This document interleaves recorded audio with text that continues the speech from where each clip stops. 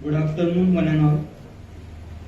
Every intern present here, all volunteers, and respected professor and chief guest, I welcome you, all attending. I extend my warm greetings to all of you. I welcome our chief guest to on the dais.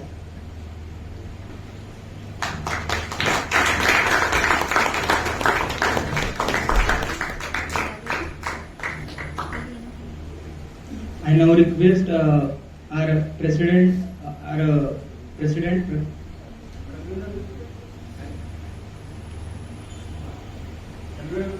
I request our convener of this internship, Vigneshwar sir, to facilitate our today's chief guest,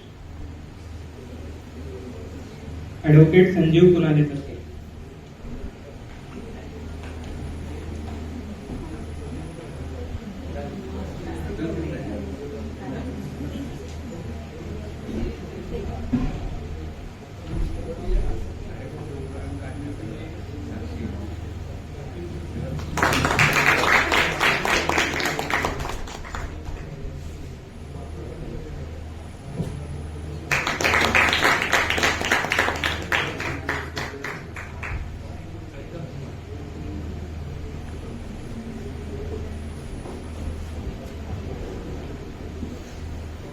We welcome you, sir. Sir is here to give us a session on lecture on guidance to advocates while dealing with criminal cases. Now I invite Dikshika for giving introduction of sir. Thank you.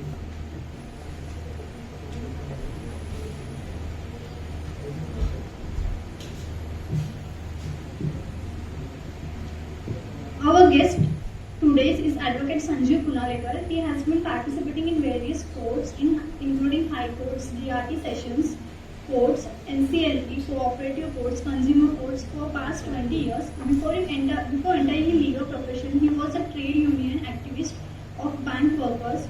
Apart from a law degree, he secured postgraduate degree in Mumbai University in political science and secured second highest rank.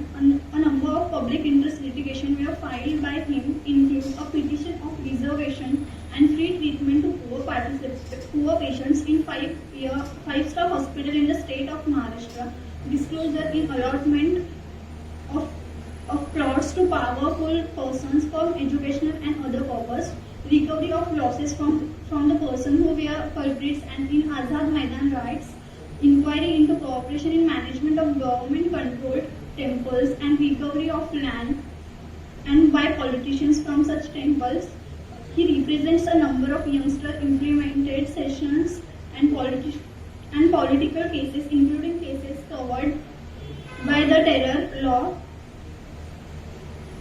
He himself was implicated in case wherein he was an advocate and had undergo the oral and of arrested and custody. Today he will be our experience with you.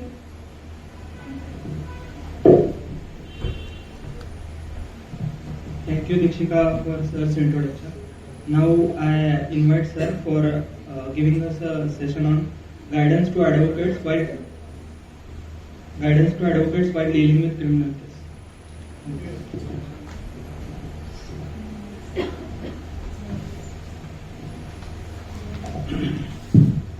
First of all, I am very happy that the gathering is much larger than what I expected.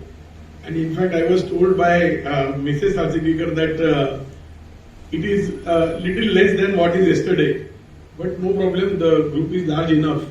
Before I start, I have a few questions, one or two questions, so that it will be a fruitful session. How many of you, most of you are interns, first year, second year, third year. How many of you are what we call as first generation lawyer? Everybody. Who is not a first generation lawyer, where either of the parent or both the parents are advocates? How many are there? Nobody. It's a good thing. So if it is a first generation lawyer, it is a little bit better because you will not see with certain preconceived notions. Second question, how many of you are having difficulty with understanding Marathi? How many of you? You have difficulty. 2 people, 3 people. What will be convenient, Hindi or English? What would be convenient? Both mixed will do. Okay, I will start. See, when most of you are first generation lawyers, my topic given is about criminal cases. But before that, I must tell you, law is not something like criminal law, civil law. People say that specialization is required, this and that. But law is all about justice. We come here with some dreams. To what extent our dreams are fulfilled, that is a matter of everybody's destiny. Some people have good destiny, some have not so good destiny. But at the end of the day, what is important is that how satisfied you are with your work. I will tell you two small anecdotes.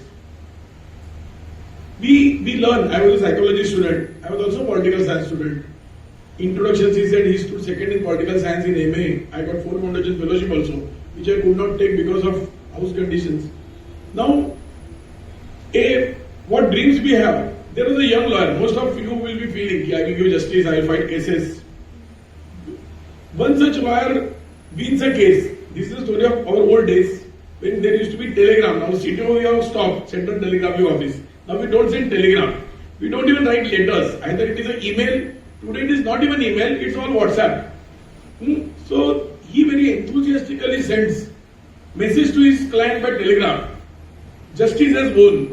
न्याय जिंकला, न्यायाचा विजय झाला. ठीक है, इंसाफ जीत गया. By return telegram, the client informs. Immediately file the appeal. So this is how the clients will look at justice. Ultimately, you may feel कि मैं justice दे रहा हूं, I will fight. But whether your client feels that, he may not feel. He may be fighting the case in spite of knowing that he is on the wrong side of law. So ultimately, as lawyers, there are two parts within you. One part is purely professional, wherein you will have to work as per your client's dictates. Of course, subject to the professional code of conduct. You don't talk for your client always. You don't commit any wrong acts. हम कहते हैं कि talking to the gallery, मतलब ऐसे बहुत बार होता है कि लॉयर जाता है, क्लाइंट कोर्ट में होता है, तो क्लाइंट को खुश करने के लिए बात की जाती है. तो जब कोर्ट को पता चलता है कि आप सिर्फ थोड़ा मतलब शो शाइनिंग कर रहे हो, तो कोर्ट कहेगी don't talk to the gallery, talk to me, talk to the जज. आपने लोकसभा राज्यसभा में देखा होगा, तो everybody addresses to the speaker और to the chairperson. They are not addressing to each other. Similar in the court also, आप address करते हो तो जज को करते हो. You don't address to the other side and fight like a road side fight. So the जज will say you don't talk to the gallery.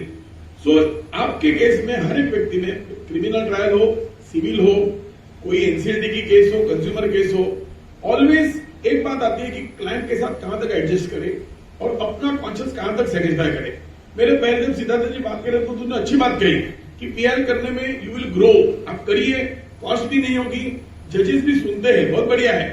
In fact एक एडवाइस मेरी है, मैं जब मेरे टॉपिक पे जाने के पहले कहूंगा कि ये जो पीआईएल है, जनहित याचिका, पब्लिक इंटरेस्ट लिटिगेशन, इसमें बहुत लोगों के मन में ये गलतफहमी है कि पीआईएल करने से आपको बहुत सारा काम आएगा, you will become very popular. ऐसी कोई बात नहीं है.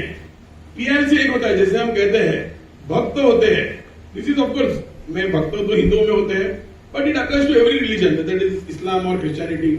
कि जो भक्त होता है वो प्रे करता है, प्रार्थना करता है कोई ना कोई चीज मिलने के लिए नॉर्मली. लेकिन जो रियल भक्त होता है उसको सिर्फ साधना से या ईश्वर की प्राप्ति से उसको खुशी हो जाती है, आनंद मिलती है.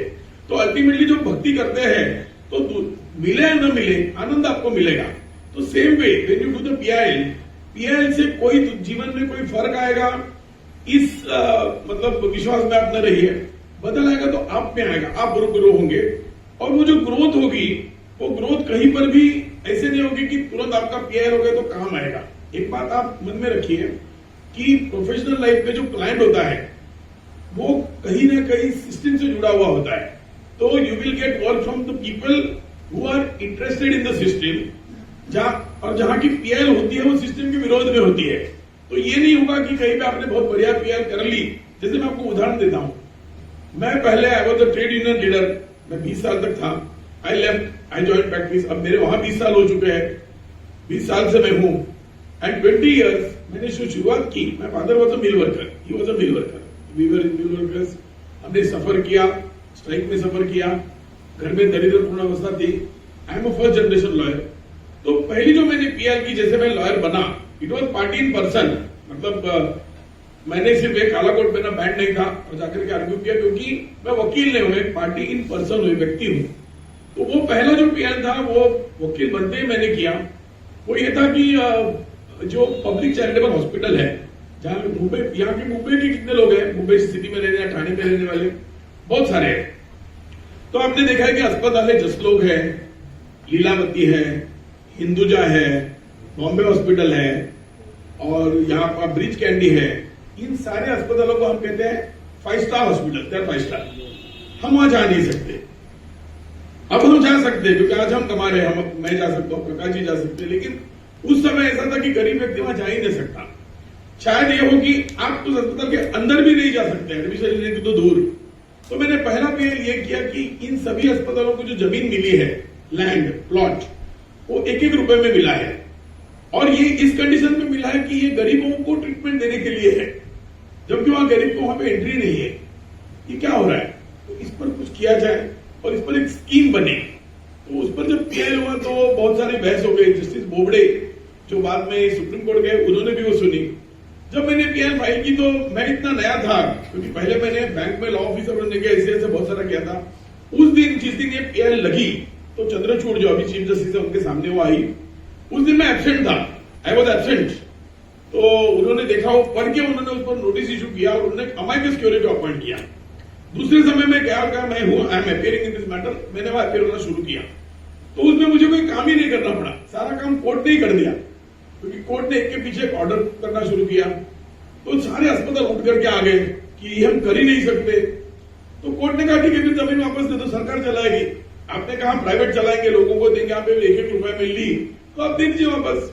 फिर उन्होंने एक स्कीम बनाने की सोची। तो स्कीम में फिर कोर्ट ने उनको कहा कि 10% तो आपको गरीबों को रिजर्व रखना पड़ेगा, 100% मतलब गरीब को फ्री में देना है, और 20% आपको उनको कंसेशन में देना है, कंसेशन में। और फ्री में ऐसा मत करिए कि फ्री दे रहे हैं तो उसके लिए इंटर्न सिखा करेगा और उसको अलग वार्ड होंगे, उसको वही ट्रीटमेंट, वही ऑपरेशन सारा करना पड़ेगा, और आपको एक विंडो खोलनी पड़ेगी, बोर्ड लगाना पड़ेगा।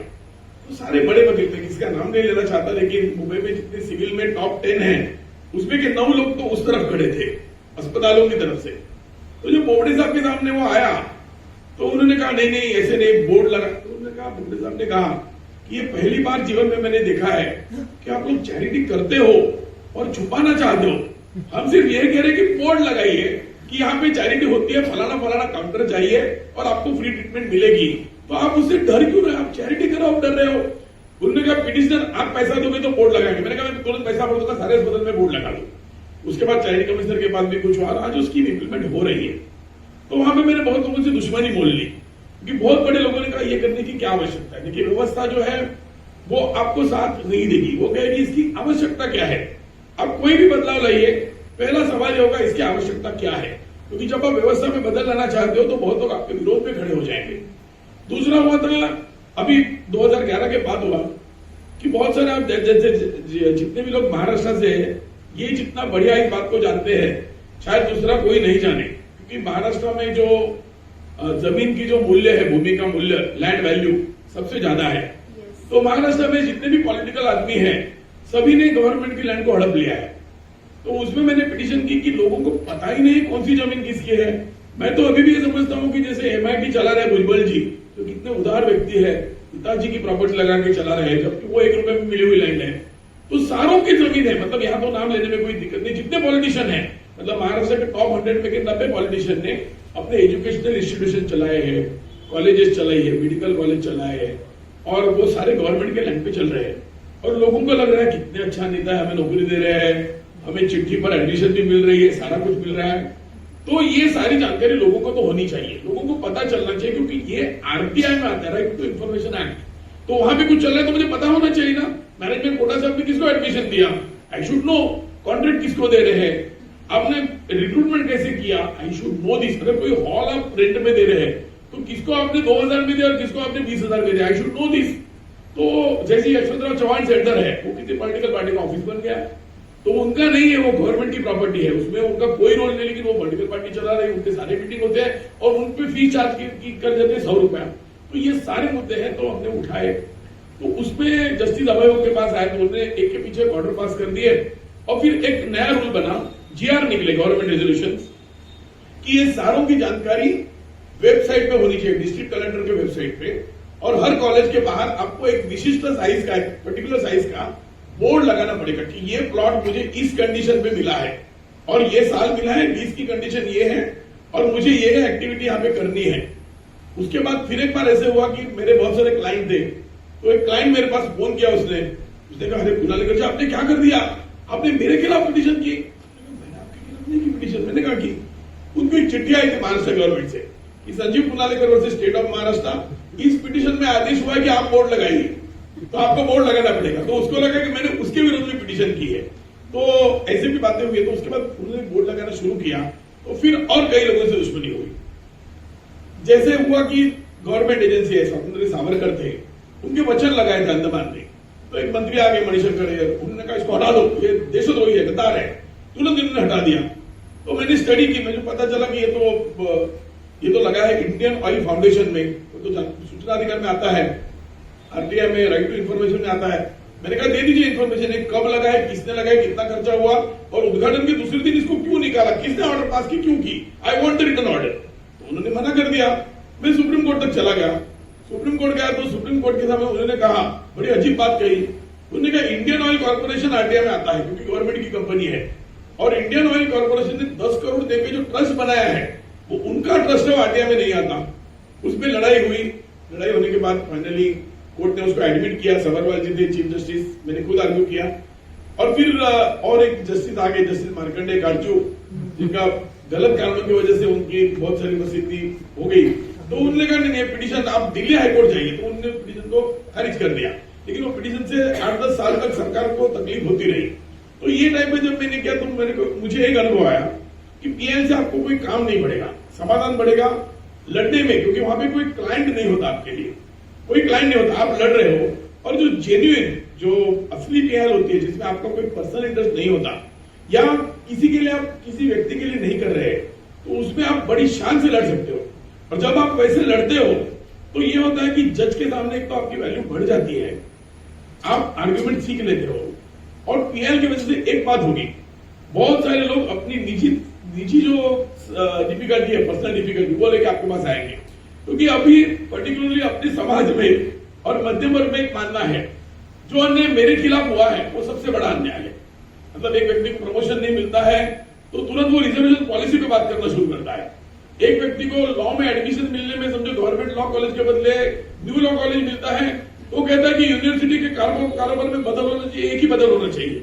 किसी के घर में कोई समझो एक हैंडीकैप चाइल्ड होता है, तो कहते हैं हैंडीकैप के बारे में पॉलिसी में चेंज होना चाहिए। तो मध्यम वर्ग की एक धारणा है कि सारा जो, जैसे मराठी में कहावत है, शिवाजी जन्मे तो पड़ोसी के घर में, शिवाजी का जन्म हुआ शेजारच्या घरात। तो इनका कहना है सारी पीएल होनी चाहिए मेरे घर पे होनी चाहिए, और शिवाजी जन्मना चाहिए बाजू के घर में होना चाहिए। तो मध्यम वर्ग आपके पास आएगा, अपनी शिकायतें लेके आएगा। और जैसे कि आप फर्स्ट जनरेशन लॉयर हो तो आपको ये दिक्कत बड़ी आएगी। जो सेकंड जनरेशन, अभी मेरी बेटी लॉयर है, उसको ये दिक्कत नहीं आती, क्योंकि उसको उसके पास आने से लोग थोड़े से डरते हैं कि बड़े हैं, चल रहे हैं, बाप है, थोड़ा नाम है, तो इसके बाद सीधे कैसे चले जाए। हमारे पास ऐसा नहीं हुआ। जब हम फर्स्ट जनरेशन लॉयर बने तो पिताजी के रेफरेंस से, माताजी के रेफरेंस से, हम तो मिल मजदूर थे, तो कहीं से लोग कहीं से आते थे, और लोगों में एक विश्वास होता है कि आप अगर वकील हो तो आपको हर बात का पता होना चाहिए, फैमिली डिस्प्यूट से लेके, टेनेंसी डिस्प्यूट से लेकर के, वहां से कोई मारामारी हुई है, किसी गुना में किसी को पकड़ा है, कोई बैंक वाला केस हुआ है, कोई कंज्यूमर केस हुआ, हर चीज की आपको जानकारी होनी चाहिए। तो इस विषय में लोग आते हैं। तो फर्स्ट जनरेशन लॉयर को दो टाइप के होते हैं कि सारी तकलीफें, और उसके बारे में लोगों का ये भी सोच होता है कि मैं इसे एक अपॉर्चुनिटी दे रहा हूं। देखिए मैं आया ना आपके पास, पैसे वैसे की तो बाद में देख लेते हैं। तो ये तकलीफें भी आप में से बहुत लोगों को, जो फर्स्ट जनरेशन लॉयर जो है, उनको बहुत तकलीफें होगी। क्योंकि आप पीएल करोगे तो व्यक्ति आके सर, मतलब एक जोक है कि एक व्यक्ति जाता है, जैसे हमारे प्रकाश साथी की कार्यकर्ता है, तो कार्यकर्ता का एक गुण ऐसा होता है, कार्यकर्ता को किसी को दान पूछना पड़ता है, जिसको थोड़े ग्राम्य भाषा में भीख मांगना कहते हैं। तो कार्यकर्ता दूसरे के लिए भीख मांगता है, वो अपने लिए कुछ नहीं मांगता। तो उसी तरीके से ये भीख मांग करके जो कार्यकर्ता करते हैं वैसे टाइप के कार्यकर्ता किसी के घर जाता है, कहता है मैं एक वृद्धाश्रम खोल रहा हूं, तो आपसे क्या कॉन्ट्रीब्यूशन होगा? तो कहता है मेरे घर में 2 बुआ है, यानी कि आपके आंटीज है 90 के पारे ले जाइए उनको, तो ये कॉन्ट्रीब्यूशन है। ऐसे लोग आएंगे आपके पास, कहेंगे देखिए आपके लिए मैंने बहुत बड़ा इशू लाया है, और वो कहेंगे बहुत बड़ा इशू है, मैंने एक बैंक लोन लिया था, वो ऐसे हुआ और बैंकों का फ्रॉड है, तो आप इसको एक्सपोज कर दीजिए। आप कहेंगे मैंने तो नीरव मोदी के बारे में पिटीशन किए, अरे उसको छोड़िए, उसका क्या होता है, तो बड़ा व्यक्ति ये कर दीजिए, इसमें इंटरेस्ट है। तो ये टाइप के भी अनुभव आएंगे।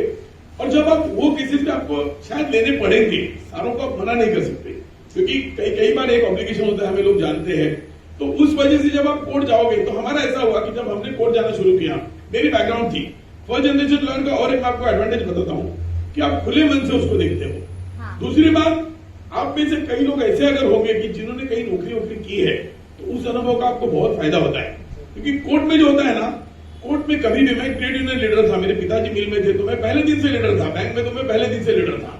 जिस दिन मैंने बैंक ज्वाइन किया मेरी उम्र थी 19 साल, उसके पहले मैंने एक टेक्सटाइल मिल में काम किया था, मैंने एक प्रिंटिंग प्रेस में काम किया था, एक एक्सपोर्ट फर्म में काम किया था, एक टेक्सटाइल फर्म में काम किया था, फिर मैंने बीएमसी में 9 महीना काम किया, और मैंने फिर सिंडिकेट बैंक ज्वाइन किया जब मेरी उम्र थी 19 साल। और उसके बाद मैंने एमए ये सारा बैंक में रहकर किया है, लॉ किया, और ये जब सारा करके हम जब ट्रेड यूनियन की एक्टिविटी कर रहे थे, तो पहले दिन से ऐसा था कि बहुत सारे मिडिल क्लास के लोग मेरे साथ थे, तो वो बड़े डरे हुए थे, तो मैं सीधे जाके ऐसे धमकाता था मैनेजमेंट को, तो उन्होंने कहा कि अरे इससे नौकरी जा सकती है, लेकिन नौकरी की जगह मैं केला बेच लूंगा, क्या करेंगे, मेरा बाप तो मजदूर है। तो हम ऐसे ही लीडर बनते गए, फिर प्रमोशन टेस्ट में आया, तो उसमें तो पास होना ही था, क्योंकि ये हुआ कि मैं लोगों के लिए लड़ता था, तो मेरे पास लोग ही ऐसे आते थे कि जैसे इसको निकाल दिया, उसने फ्रॉड किया, ये किया, वो किया। तो ट्रेड यूनियन का लीडर तो ये सारा करना है, तो बैंक के सारे रूल पढ़ लिए, और वैसे हमने ट्रेड यूनियन लीडर करके जब पढ़ा, जब एग्जाम आई, तो हमने एक मेरिट कोटा डिक्लेयर किया, 50% के आगे हुआ, निगेटिव मार्क तो बनाएंगे, तो मैं पास हुआ। उसमें 22 वैकेंसी थी ऑल ओवर इंडिया, सिर्फ 11 लोग पास हो गए, बाकी सारे फेल हो गए 4000 में से, तो मुझे रेडिली प्रमोशन उन्होंने दे दिया। तो उसका फायदा हुआ, फायदा होने के बाद लोगों ने कहना शुरू कर दिया, ये तो ऐसा है ना कि ट्रेड यूनियन का इसने गैर फायदा लिया है। मतलब आप देखिए, आप वकील होने के बाद भी अनुभव आपको आएगा, आप जब पीआर करोगे तो लोग कहेंगे मराठी ज्याला म्हणतात लश्करच्या भाकऱ्या, ये ऐसे धंधा करे, इसको कोई काम वाम नहीं ऐसे कर रहा है। जब आपको कुछ उसमें से मिलेगा तब लोग कहेंगे अरे देखिए इसको मिल गया। तो ये दुनिया का दस्तूर है, जो काम करता है। अगर आज प्रकाश जी फंक्शन कर रहे हैं तो इतने इतने सारे एफर्ट लिए किए, अगर प्रकाश को किसी कमेटी में डालेंगे और वहां पे उनके व्यूज सुने जाएंगे तो लोग कहेंगे देखिए ना, अब तक कर रहा था वो बिल्कुल ठीक था, अब जब उसको कोई मिल रहा है तो उसमें लोगों की बहुत सारी तकलीफें होती है, तो लोग काम ला करके आते थे। हमने आर्ग्यूमेंट शुरू किया, लोग आते थे, तब हमने देखा कि वहां का आर्ग्यूमेंट तो प्योरली प्रोफेशनल था, वो कोई पीआर नहीं थी, किसी का निजी काम था, व्यक्तिगत काम था, और वो मेरा काम वहां पे देख के मेरे पास क्लाइंट आ गए। आज हम एक फर्म चला रहे हैं जिसका एनुअल टर्नओवर 2 करोड़ से आगे है। मतलब आज एक वकील करके मैं कह रहा हूं कि हम एनसीएलटी में लड़ते हैं, हाईकोर्ट में लड़ते हैं, सेशन कोर्ट में लड़ते हैं, सुप्रीम कोर्ट में लड़ते हैं, कोऑपरेटिव कोर्ट में लड़ते हैं, जो इसके जो ट्राइब्यूनल है सेबी का, उसमें हम लड़ते हैं, सारी जगह हम लड़ते हैं। लेकिन आज एक फर्म है, वहां पे आने के लिए एक्सपीरियंस बड़ा काम आया, क्योंकि क्लाइंट ने वहां पे हमें देखा, और फिर क्लाइंट जो होता है, एक बात पक्का समझिए, ये सारी मैंने थोड़ी सी निगेटिव बातें आपको कही, जो आप कोर्ट में बातें करते हो आपको अनुभव आएगा कि इस तरीके से लोग तो आपके पास आपको थोड़ा सा काम देने आएंगे, और जब आप कोर्ट में बहस करते हो तो लोग सामने से आपके सामने आएंगे, ठीक है। मैंने अभी आपको देखा, जिसे मैं बैंक का उदाहरण देता हूं, आप में से किसी ने यदि आगे देखा कि डीआरटी पे जाकर आपने बड़ा अच्छा आर्ग्यूमेंट किया, तो वहां पे कोई आदमी आपको पकड़ लेगा, बैंक ऑफिसर, आपने बड़े आपका कार्ड दीजिए, मुझे आपको मिलना है, मैं आके मिलता हूं, क्योंकि वो अच्छे वकील के, अच्छे लॉयर की तलाश में होते हैं। या आप देख लीजिए, वो एक अच्छा अनुभव होता है आपको। एज ए जूनियर में आपको और एक सलाह जो आपने पूछी नहीं वो दे दूंगा कि एक बात देखिए कि जब आप काम कर रहे हो ना, तो आपका सीनियर जूनियर ये बात आप ज्यादा मत देखिए, आप जिम्मेदारी लेके काम करना शुरू कर दीजिए। क्योंकि बहुत बार मैं ऐसे देख रहा हूं कि बहुत जूनियर को मैं देखता हूं कि वो उनका ऐसा होता है कि जिसको कहते हैं चमड़ी बचाना, स्किन सेविंग, वो दूर रहना चाहते हो, किसी झमेले में पड़ना नहीं चाहते। लेकिन एक बात देख लीजिए, जहां पे रिस्क ज्यादा होगा वहीं पे प्रॉफिट ज्यादा होगा। क्योंकि जो जूनियर मेरे साथ है, मतलब अब तक मेरे साथ करीबन 60 जूनियर अब तक काम कर चुके हैं, उसमें कि 30-40 अब तक अपनी अपनी प्रैक्टिस कर चुके हैं, वो छोड़ के गए, हमने उनको जाने भी दिया है। तो उनमें मैंने ये देखा है कि जो जूनियर जिम्मेदारी लेकर के खुद बनाना चाहता है, खुद आर्ग्यू करना चाहता है, और वो अपनी जो सैलरी होती है उसी के उसका लिंक नहीं रखता, वो कहता है नहीं सर मैं करूंगा ना, मुझे थोड़ा चांस दीजिए, मैं करूंगा, और हर काम करने को तैयार है, वो जूनियर का ये होता है कि उसकी अपनी जो प्रगति है, अपनी डेवलपमेंट है वो हो जाती है। क्योंकि वो अपने पाँव पर खड़ा होता है। और जो जूनियर ये कहता है 10,000 में क्या होगा, तो इतना ही काम होगा और कुछ नहीं कर सकता मैं, ये नहीं होगा। When you take responsibility, क्योंकि जब मैं वकील बना तो पहला मैंने ये किया कि earlier I was a law officer, worker था, फिर नहीं बना, तो आई हैव लर्न कि जैसे स्टिच कैसे करना है, स्टैम्प कैसे लगाना है, वहां जाके वहां का जो क्लर्क होता है उसको 50 रुपए कैसे थमा देना है, ये सारा ट्रेनिंग मुझे पहले हुआ था एज अ लॉ ऑफिसर। तो वकील बनने के बाद मुझे दिक्कत नहीं हुई।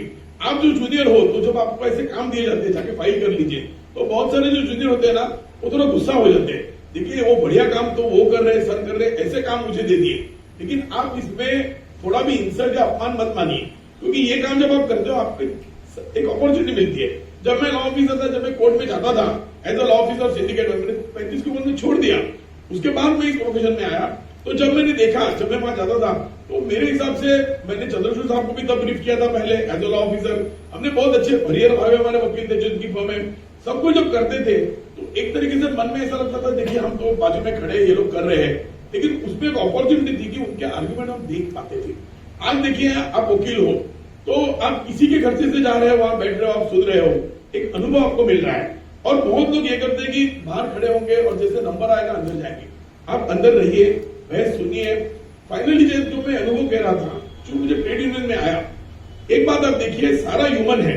आप कोर्ट में जाते हो ना तो एक शब्द है अंग्रेजी में निगोशिएशन, आपको जज के साथ निगोशिएट करना है। आपको जज को आर्ग्यूमेंट में हराना नहीं है, आपको जज को कोई उसकी चापलूसी नहीं करनी है। आपको उसको ये बताना है कि आप न्याय दे रहे हो, आप वो दे सकते हो, आप ही दे सकते हो। जहां तक without looking false, without looking manipulative, अगर आप ये कर पाओ तो आप केस जीत जाओगे। और अगर केस हार भी जाओगे तो फैसले में ऐसी कई बातें आएंगी जो आपको राहत देने वाली होगी। मैंने इसे कई केसेस में देखा कि हम केस हार गए हैं, लेकिन हमारे क्लाइंट ने कहा ठीक है सर आपने बहुत बढ़िया किया, इससे बढ़िया जजमेंट हो नहीं सकता था, क्योंकि इसमें तो गलती तो मेरी भी थोड़ी सी थी, मैं अगर किसी दूसरे वकील के पास भी जाता तो इससे बढ़िया नहीं हो पाता, सर आपने बहुत बेस्ट किया। दूसरी बात, क्लाइंट से जब आप बात करते तो निगोशिएशन में बड़ा इंपॉर्टेंट ये है कि आप जज को पढ़े हुए पॉइंट मत बताइए, आप देखिए जज का नूर क्या है। अब ये सारी बातें कहकर मैं मेन टॉपिक पे आता हूं। इसमें ये बात है कि जब ये सारी चीजें हो रही है, मेरा टॉपिक जो था क्रिमिनल बता दिया और प्रकाश जी ने कहा थोड़े से अनुभव भी आप बताइए। अनुभव में ये है कि जब भी आप कोई केस पढ़ते हो, मैं एक इचलकरंजी के वकील को मिला था जो हमारी एक कॉन्ट्रोवर्शियल केस में काम कर रहे हैं। उन्होंने मुझे कहा मैं क्रिमिनल केस में मैं क्लाइंट से बात करता ही नहीं, क्योंकि तब मुझे एहसास हो जाएगा कि वो गिल्टी है तो मैं इसको डिफेंड कैसे करूं। अब ये विचार लेकर के आप वकालत में आ नहीं सकते। आप देख लीजिए, दो बातें हैं। एक मैं अभी नाम लेके कहूंगा, जैसे अविनाश रसाल जो पब्लिक प्रोसिक्यूटर मालेगांव केस में, उन्होंने एक बार मुझे एक बात कही थी। उन्होंने कहा कि पहले तो मैं नार्कोटिक के केस कर रहा था, लेकिन मेरे समझ में यह आ गया कि मैं ये केस करके जिनको छुड़ा रहा हूं वो इस विश्वास में ऑफिस वापस कर रहे हैं कि मैं छुड़ा लूंगा। तो एक यंग जनरेशन को, नई पीढ़ी को मैं ड्रग के मुंह में ढकेल रहा हूं। तो मैंने ये केस लेना बंद कर दिया, नार्कोटिक्स का केस लेना मैंने बंद कर दिया। और इस तरीके से मैंने उस केस से पैसे तो बहुत कमाए, मैंने वो बंद कर दिया।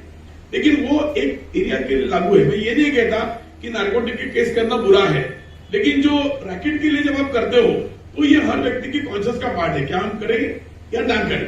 लेकिन बाकी जो इंडिविजुअल केसेस होते हैं, कहीं मर्डर होगा, कहीं कुछ और घटना हुई, तो आप यदि उसको जजमेंटल हो जाओगे, आप ही जज बन गए और कहूंगा मैं केस नहीं करूंगा, तो आप यहां तक देख लीजिए कि आपको ये लग रहा है कि वो क्लाइंट वही करेगा, और तो फिर आप प्रोविजनली कर लीजिए। लेकिन सच्चाई जानने के लिए आपको आपके क्लाइंट से बात करना आवश्यक है। आपको बात करनी है, और वो बात करने में भी फिर एक बार निगोशिएशन आता है, क्योंकि यदि आप उसको उसका विश्वास, उसका कॉन्फिडेंस यदि आप संपादन नहीं कर पाओगे तो आपसे वो बात नहीं करेगा। इसीलिए एक अच्छे वकील को एक अच्छा वक्ता होना आवश्यक नहीं है, एक अच्छा निगोशिएटर होना आवश्यक है। अब इसमें फर्क क्या है, जैसे अच्छा वक्ता होता है, पुराने जमाने में हमें जब सिखाया जाता था ट्रेड यूनियन में, वो थोड़े लेफ्टिस्ट टाइप के लोग थे, अब थोड़े राइटिस्ट टाइप के भी लोग आए हैं। तो एक हिंदू धर्म के विषय में एक थोड़ी मजाक वो करते थे। वो कहते थे देखिए कैसे होता है, आप बुरा मत मानिए, जो भी यहाँ पे है सारे हमारे मित्र है। तो उदाहरण देते थे कि एक आदमी आता है जो धार्मिक परिवेश करके आता है, और उत्तर भारत का उदाहरण था, वो भाषण देना शुरू करता है। वो कहता है देखिए गंगा का पानी सफेद क्यों है, किसी को पता नहीं पता। ये जमुना का पानी काला क्यों है, पता है नहीं पता।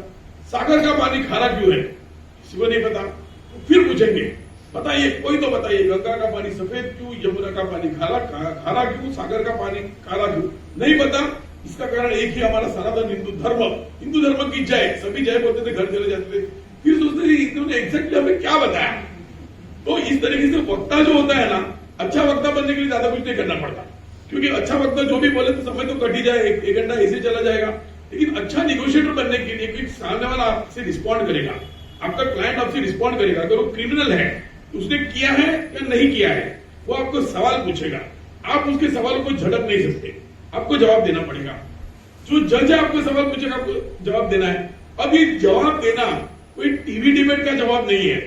जो जवाब देगा वो आपको कमिट करेगा, क्योंकि बाद में वही क्लाइंट आपको पूछेगा आपने तो ऐसे कहा था।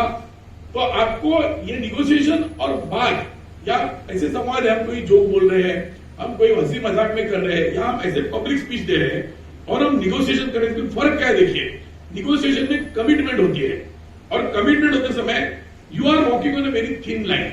वो थिन लाइन ये है कि आप अगर बहुत नॉन कमिटल हो गए तो आप पर का विश्वास वो खो देगा। ये नहीं कि आपको केस से हटवाएगा, लेकिन फिर आपसे वो बात करना बंद करेगा। मेन क्लूज जो है वो आपको क्लू नहीं मिलेंगे, उससे आप केस नहीं लड़ पाओगे और आप केस को इंसाफ भी नहीं दे पाओगे, न्याय नहीं दे पाओगे। कोई बात, सेम बात जज के साथ है। कभी कभार उसका विश्वास जीतने के लिए, भले वो जज हो या वो अपना क्लाइंट हो या वो ऑपोजिट हो, तो उस समय आपको कई बार थोड़ी सी बातें ज्यादा करनी है, थोड़ी बातें कम करनी है। तो कहां पे कम बातें करनी है, कहां पे ज्यादा बातें करनी है, कहां पे मुझे प्रॉमिस देना है, कहां पे मुझे प्रॉमिस बिल्कुल देना नहीं है। वो कहेंगे वकील साहब मैं तो 50,000 रुपए दे रहा हूं, फिर 100% हो जाएगा ना, तो आपको जवाब बड़ी संभल करके देना पड़ेगा, क्योंकि वो कहेगा बाद में आके आपको ब्लेम भी कर सकता है। तो you have to be very very careful in that. But आप ये दीजिए, बेल हो भी सकता है, नहीं मेरे हाथ में क्या है, ये जवाब नहीं हो सकता। You will have to tell him all the this thing and in that ये प्रिविलेज कम्युनिकेशन, क्लाइंट के साथ प्रिविलेज है। क्लाइंट के साथ बात करते समय अभी तो बहुत सारे लोग आए जो सारा चीज रिकॉर्ड ही कर लेते हैं। मेरे पास ऐसे बहुत सारे सिविल में और फैमिली डिस्प्यूट में लोग आते हैं, वो पेपर लेने के बदले मोबाइल लेके आते हैं, सर ये रिकॉर्डिंग सुन लीजिए। तो ये बात बड़ी मतलब तकलीफ देने वाली है कि everybody has become a litigant. तो आपके पास व्यक्ति आता ही अपना मोबाइल लेकर के, सर वो मेरा भाड़े करू जगह खाली नहीं कर रहा है, ये देखिए उसका रिकॉर्ड कर दो, मैं दूंगा ही नहीं, या पति पत्नी का लेके आती है। तो ऐसे समय में हमें देखना है कि हमारा रिकॉर्डिंग कहीं ना हो, वो ले आए। तो you have to be careful in talking to him, 100% you have to be careful. But at the same time when you talk to him you will have to be after ensuring कि आप कोई गलत चीज नहीं कह रहे हो, आपको उसको सच्चाई बतानी पड़ेगी। आपको सच्चाई से, मैंने पहले जो एक चुटकुला कहा कि एक जैसे वकील कहता है हम इंसाफ की जीत हुई है, तो उसका क्लाइंट कहता है तुरंत अपील भाई करे, मतलब क्लाइंट को पता है कि अपना केस फालतू है, अपने केस में कोई दम नहीं, फिर भी वो लड़ रहा है। तो ये सारी चीजें वो जुडिशियरी को भी लागू है। जैसे आज मुझे एक व्यक्ति मिला, उसने कहा कि देखो हमको लड़ना है, जस्टिस के लिए लड़ना है। देखिए जुडिशियरी भी ना जिस क्लास से आती है, जिस वर्ग से आती है, उनका एक अपनी मजबूरी है, लिमिटेशन है। तो एक लिमिट के बाहर आप एक्सपेक्ट मत करिए, एक ये नहीं करेगी। तो उसने फिर एक बार वो ये कहना शुरू किया, मैंने कहा कि देखिए जुडिशियरी से जो आप एक्सपेक्ट कर रहे हो ना, इतना सारा होता तो आज देश की परिस्थिति ये नहीं होती। Judiciary is not as strong. देखिए हम एक प्रोफेशन में हम है, तो हमें किसी वहम में नहीं रहना चाहिए, किसी गलत फहमी में रॉन्ग परसेप्शन देना चाहिए कि सारे चमत्कार करेंगे जुडिशियरी के थ्रू। तो ये जो अगर हमारा क्लाइंट अगर ऐसी बड़ी अपेक्षा लेके आता है, तो हमको उससे डायलॉग करके उसको बताना पड़ेगा कि नहीं अपेक्षा सही नहीं है, यहाँ पे नहीं हो पाएगा। बहुत बार स्ट्रेटेजी होती है। अब स्ट्रेटेजी में क्या होता है, आप स्ट्रेटेजी में ये नहीं कर सकते कि आप उसको कोई गुनाही करने बोल दो, लेकिन आप ये कह सकते हो, जैसे मैं आपको उदाहरण देता हूँ, एक आदमी लड़ रहा है, अपने केस के लिए लड़ रहा है, आप वकील हो, तो वो कहता है सर ये तो मतलब मुझे वो निकाल देगा, इतने सालों से मैं रह रहा हूं। तो आप उसको ये कहोगे कि एक वकील के पास जाइए, फ्रॉडुलेंट लेटर बनवा लीजिए कि आपको एक नोटिस दी थी तो आपका एडवर्स पोजीशन हो जाएगा। आप में से बहुतों को पता होगा कि कोई व्यक्ति कहीं रह रहा है और यदि उसके खिलाफ कोई एक्शन ली गई और एक्शन लेने के बाद यदि 12 साल हो गए तो एडवर्स पोजीशन होता है, मतलब उसके बाद उसको आप हटा नहीं सकते, क्योंकि 12 साल पता होने के बाद मैंने उसे नहीं हटाया। अगर कोई एक्शन उसने नहीं ली, जैसे कि आप में से बहुत लोग जो मुंबई और ठाणे में रहते हो, कई गांव में आपकी जमीन है, आपको पता भी नहीं कहीं पड़ी है, किसी ने कब्जा कर ली, आज भी आप जाके उसको निकाल सकते हो, क्योंकि आपको पता आज चला है, भले वो 30 साल से वहां आप निकाल सकते हो उसको, थोड़ा तकलीफ होगा, निकालेंगे आप। लेकिन एडवर्स पोजीशन में यदि आपने किसी को नोटिस दिया और 12 साल आप अगर उस पर सो गए, तो आपकी तो जगह गई। तो ऐसा कोई उस समय का नोटिस मिला आपके पास तो देख लीजिए। मैं ये नहीं कह सकता कि कोई मरा हुआ वकील पकड़े उसका नोटिस बनवा लीजिए, ये कहना जुर्म है, ये कहना एक अपराध है। आप उसको ये नहीं कह सकते। या आप ये कहोगे कि बैकडेटेड स्टैम्प पेपर, बैकडेटेड शब्द मत करिए। अगर आपके पास एक 92 के स्टैम्प पेपर का कुछ होगा तो वो हो जाएगा, उसमें पैसा दिया लिखा होगा, वो आदमी तो मर चुका है अभी। अब ये जो सजेशन है, ये सजेशन आप अगर इस तरीके से दोगे और आप अगर उस तरीके से दोगे तो जब कुछ उसकी गलती और उसके बनवाने में कभी हाथ मत डालिए। आप बनवा करके कुछ मत दीजिए। अगर कुछ गलती होती है तो वो कोर्ट में बोल देगा कि मेरे वकील ने कहा था उसी ने बनवाया है। तो इस तरीके से क्लाइंट के साथ पार्टिसिपेशन मत करिए। अब मैं मेरे किस्से पे आता हूं। मैं खुद आई हैड अटेंडेड केसेस। जैसे मैंने शुरुआत जब की तो मेरे पास सारे कॉन्ट्रोवर्शियल केसेस आए। काम तो हमने अच्छा किया, 6-7 बैंकों के पैनल पे आज हम हैं, अपने बलबूते हैं, हमने किसी पास गए नहीं। कई मल्टीनेशनल क्लाइंट्स है, कई मतलब फिल्म इंडस्ट्री में के 5-6 क्लाइंट है, तो सभी का काम हम कर रहे हैं। तो उस विषय में एक हमारे रुचि का विषय था ये criminal cases, terror related cases. तो ठाणे में एक ब्लास्ट हुई थी, थिएटर में ब्लास्ट हुई थी, 3 थिएटर में। तो उसमें मैंने आरोपियों का काम देखा तो टेरर का चार्ज था। तो टेरर के चार्ज में से सारे 6 छूट गए। और एक्सप्लोजिव सब्सटेंस एक्ट होता है, मतलब बम रखना, उसमें 2 व्यक्तियों को सजा हो गई। उनकी अपील में उनको बेल मिली। अब वो दोनों की केस अभी भी चल रही है। मडगांव में ब्लास्ट हुई थी तो 6 आरोपी थे, न्याय की पहली केस थी वो, तो इसमें 6 के 6 पूरे बरी हो गए, एक्विट हो गए। फिर मालेगांव ब्लास्ट केस था जिसमें आपने पढ़ा होगा बहुत, तो मेरे साथी प्रकाश सिंह ठाकुर, कर्नल पुरोहित, उसमें 12 आरोपी थे, उसमें 4 आरोपियों का काम मैं देख रहा था। तो 3 का डिस्चार्ज हुआ, 1 की केस अभी भी चल रही है। बेस्ट बेकरी केस थी, उसमें पहले लोगों को प्रकाश देख रहे थे, उनके साथ मैंने काम किया। और मालेगांव में भी प्रकाश मेरे साथ उस केस में है आज भी। तो उसमें हम गए तो प्रकाश को मैंने साथ दिया, प्रकाश ने चलाया था वो केस। तो जो 2 आरोपी पहले वाले थे जिनका एफआईआर में नाम था वो बरी हो गए। फिर और ऐसे बहुत सारे जो केसेस थे वो हम लड़ रहे थे, कर रहे थे। तो उसी के प्रकरण से संबंधित ये जो मर्डर केस था, Dabholkar murder case, Narendra Dabholkar nationalist, उसमें यह हुआ कि मुझ पर आरोप ऐसे लगाया गया कि उन्होंने एक व्यक्ति को पकड़ लिया, उसको उन्होंने शूटर बता दिया और उन्होंने पुलिस अधिकारी ने उसका स्टेटमेंट रिकॉर्ड किया। उसने कहा कि मुझे पुराने घर को में मिला था, उसने कहा कि वो जो वेपन है आप खाड़ी में डाल दो। अब ये एडमिसिबल नहीं है। आपने से जो क्रिमिनल लॉ के जो स्टूडेंट आपको पता होगा कि हियर से एडमिसिबल नहीं है। हियर से क्यों एडमिसिबल नहीं है? क्योंकि अगर मैं ये कहूं कि मुझे प्रकाश जी ने कहा था कि वो मर्डर सिद्धार्थ जी ने करते हुए उन्होंने देखा है, तो ये कोई एविडेंस नहीं है। प्रकाश जी ने मुझे कहा था कि उन्होंने देखा है। अब इस पर समझो सिद्धार्थ है तो सिद्धार्थ जी को मुझे क्रॉस क्या करेंगे, क्या पूछेंगे मुझे? क्योंकि वो तो हियर से उनका उन्होंने कहा है करके वो कह रहे हैं, तो ये स्क्रीन हो गया है। तो हियर से के ऊपर हियर से इज नॉट परमिसिबल। क्या मैंने 2 व्यक्तियों को बात करते सुना, आरोपियों को, कि उनको बोला है कि फलाना व्यक्ति ने उनको मर्डर करने बोला है?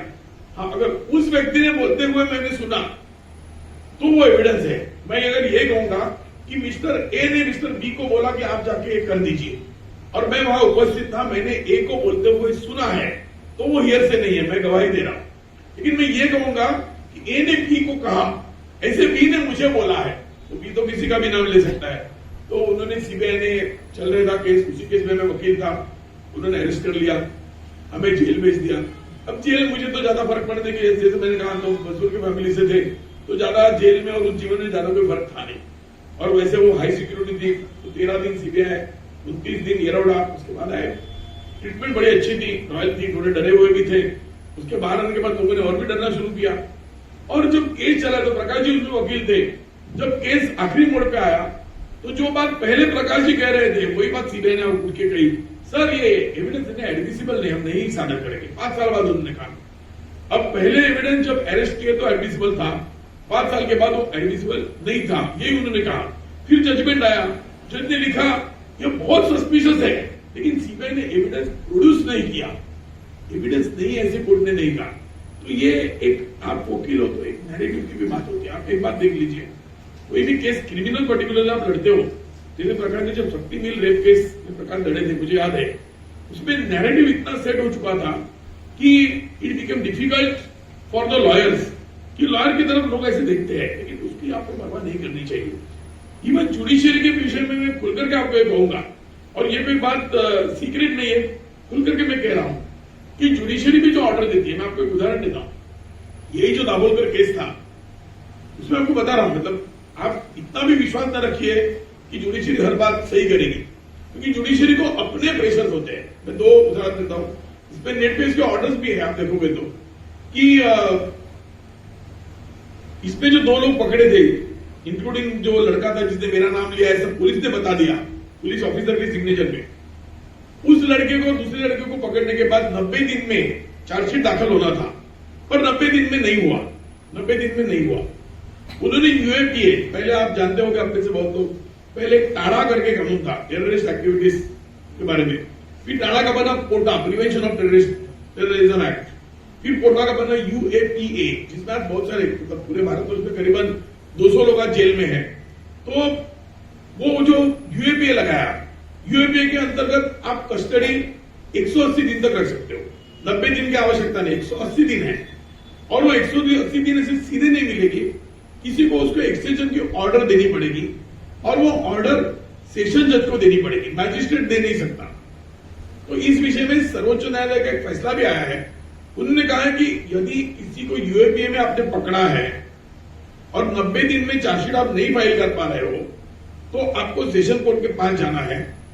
यदि मैजिस्ट्रेट ने ऐसा एक्सटेंशन दिया तो वो इलीगल है, और मैजिस्ट्रेट ने जिस दिन एक्सटेंशन दिया उस दिन यदि आपने वो बात उसकी जानकारी में लाई, मिस्टर मैजिस्ट्रेट आपको कोई जुरिडिक्शन है नहीं, और मैं बेल की अर्जी करता हूं, जिसको कहते हैं डिफॉल्ट बेल। डिफॉल्ट बेल का मतलब क्या है कि जिस पीरियड में चार्जशीट दाखिल करनी है, आरोप पत्र, उस पीरियड में आपने नहीं किया तो उस व्यक्ति को आपको जमानत देनी पड़ेगी, क्योंकि आप उसको ऐसा रख नहीं सकते। आपको इन्वेस्टिगेशन करने के लिए, तहकीकात करने के लिए एक समय था, आपने नहीं किया, तो आप ऐसा करो कि मैं तहकीकात करता रहूंगा, ये तो नहीं चलेगा, दे दीजिए जमानत, और कोई उस पर आरोप हो उसको जमानत आपको देनी पड़ेगी। आप मेरिट के ऊपर उसके क्या फैक्ट्स है, क्या सबूत है, इस पे आप नहीं जा सकते।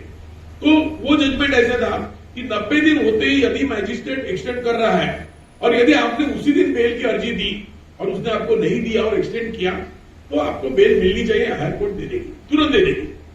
इस केस में ऐसे हुआ कि मैजिस्ट्रेट के पास, मैजिस्ट्रेट ने एक्सटेंशन है, उस दिन नहीं वकील था, हमने तुरंत बेल की अर्जी लगा दी, उसने उसको रिजेक्ट कर दिया, खारिज कर दिया। 135 दिन हो गई और 45 दिन की लगा दी, फिर एक बार मैंने बेल की अर्जी की, रिजेक्ट हुआ। हमने दोनों ऑर्डर को चैलेंज करके हाईकोर्ट हम गए। आपको विश्वास नहीं होगा, अब इस घटना को 5.5 साल हो चुके हैं।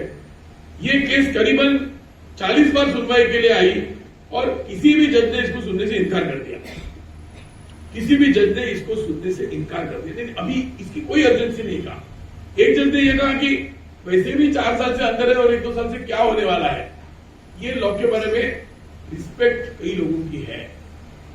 एक ऑर्डर नेट पे है, मैं बताऊंगा, मतलब ये बात बताने में कोई हिचकिचाहट नहीं, किसी के पर्सनल विषय पे बात हम नहीं करेंगे, कि एक बार तो इसी विषय में ऐसे हुआ कि दूसरे एक प्रकरण में, इसी प्रकरण में जिसमें मुझे अरेस्ट हुआ, जिस प्रकरण में ये डिफॉल्ट बेल वाला पिछले 5.5 साल से अभी भी पेंडिंग है, तो उस बेचारे को लगा सुप्रीम कोर्ट इंसाफ देगी, तो उसने वहां से सुप्रीम कोर्ट को चिट्ठी लिखी। चिट्ठी लिखते सुप्रीम कोर्ट ने तुरंत नोटिस इशू कर दी। ये घटना 3.5 साल पहले की है। उसके बाद सुप्रीम कोर्ट में 16 बार मैटर आ चुका है। सुप्रीम कोर्ट को डिफॉल्ट बेल के लिए समय नहीं है। अब उसी प्रकरण की और एक पिटीशन थी, क्योंकि ये लोग यहाँ पे ट्रायल भी नहीं चल रहा था, हमें स्टे था, तो हम लड़ रहे थे। मैं वकील था, तब मुझे अरेस्ट नहीं हुआ था। तो मैं जज साहब के सामने गया, मैंने कहा ये करिए। तो जज साहब ने मेरे को बड़ा मतलब फास्ट डिक्चर कहते हैं, मतलब एडवर्स रिमार्क, एडवर्स ऑब्जर्वेशन। कई बार आपके विरोध में ऐसे लिखा जाता है एडवोकेट बहुत हरी कर रहा था, इसका ये जो वर्तन है ठीक नहीं है। ऊपर नाम है, किसकी केस है, सारा लिख करके उन्होंने 3 पन्नों का ऑर्डर मेरे विरोध में पास कर दिया। और उन्होंने उस मैटर को 4 महीने आगे ढकेल दिया, नहीं सुना। बराबर 1-1.5 महीने के अंदर वो दूसरी बेल वाली जो पिटीशन थी, डिफॉल्ट बेल, सुनवाई के लिए आ गई, उन्हीं जज के सामने आ गई। वकालतनामा मेरा नहीं था, मेरे कलीग का था, और हमारे दूसरे कलीग चले गए। उन्होंने कहा माय लॉर्ड, डिफॉल्ट बेल का मैटर है, आप थोड़ा सुन लीजिए। तो क्या फैक्ट है बोला, तो उन्होंने कहा सिंपल फैक्ट है, जजमेंट ले लीजिए। इसमें ऐसे लिखा है कि मैजिस्ट्रेट एक्शन नहीं कर सकता। 90 दिन होते हमने अर्जी की थी, हमें बेल नहीं दी, मैजिस्ट्रेट ने इलीगल एक्सटेंड कर दिया, 135 दिन भी इलीगल कर दिया। 1.5 पन्ने का जजमेंट है माय लॉर्ड, इसमें खाली 1.5 साल है, हमारा फैक्ट सेव है, कर लेता हूं, वो डिस्चार्ज यही केस रखिए। वो केस 3 बजे आ गई, तो मैं जाके पीछे बैठ गया। तो मुझे ऐसे देखा, तो ये है, पेपर आ गए, पेपर उन्होंने पढ़े नहीं थे फॉर्चुनेटली। फिर हमारे अनिल सिंह एडिशनल सॉलिसिटर वहां पे आ गए, मैंने कहा ये दाभोलकर मर्डर केस, अरे वो केस है, सॉरी सॉरी मैं रिक्यूज कर रही हूँ, क्योंकि दाभोलकर मेरे निजी मित्र थे। तो फिर मैं उठ गया, मैंने कहा 2-1.5 महीने पहले एक स्ट्रिक्चर पास किए, तब निजी मित्र नहीं था, आपने तो स्टे भी एक्सटेंड कर दिया, तब मुझे याद नहीं था। तो ये दोनों ऑर्डर नेट के ऊपर है, दोनों ऑर्डर है। तो इस तरीके का भी जज भी एक ह्यूमन बीइंग है।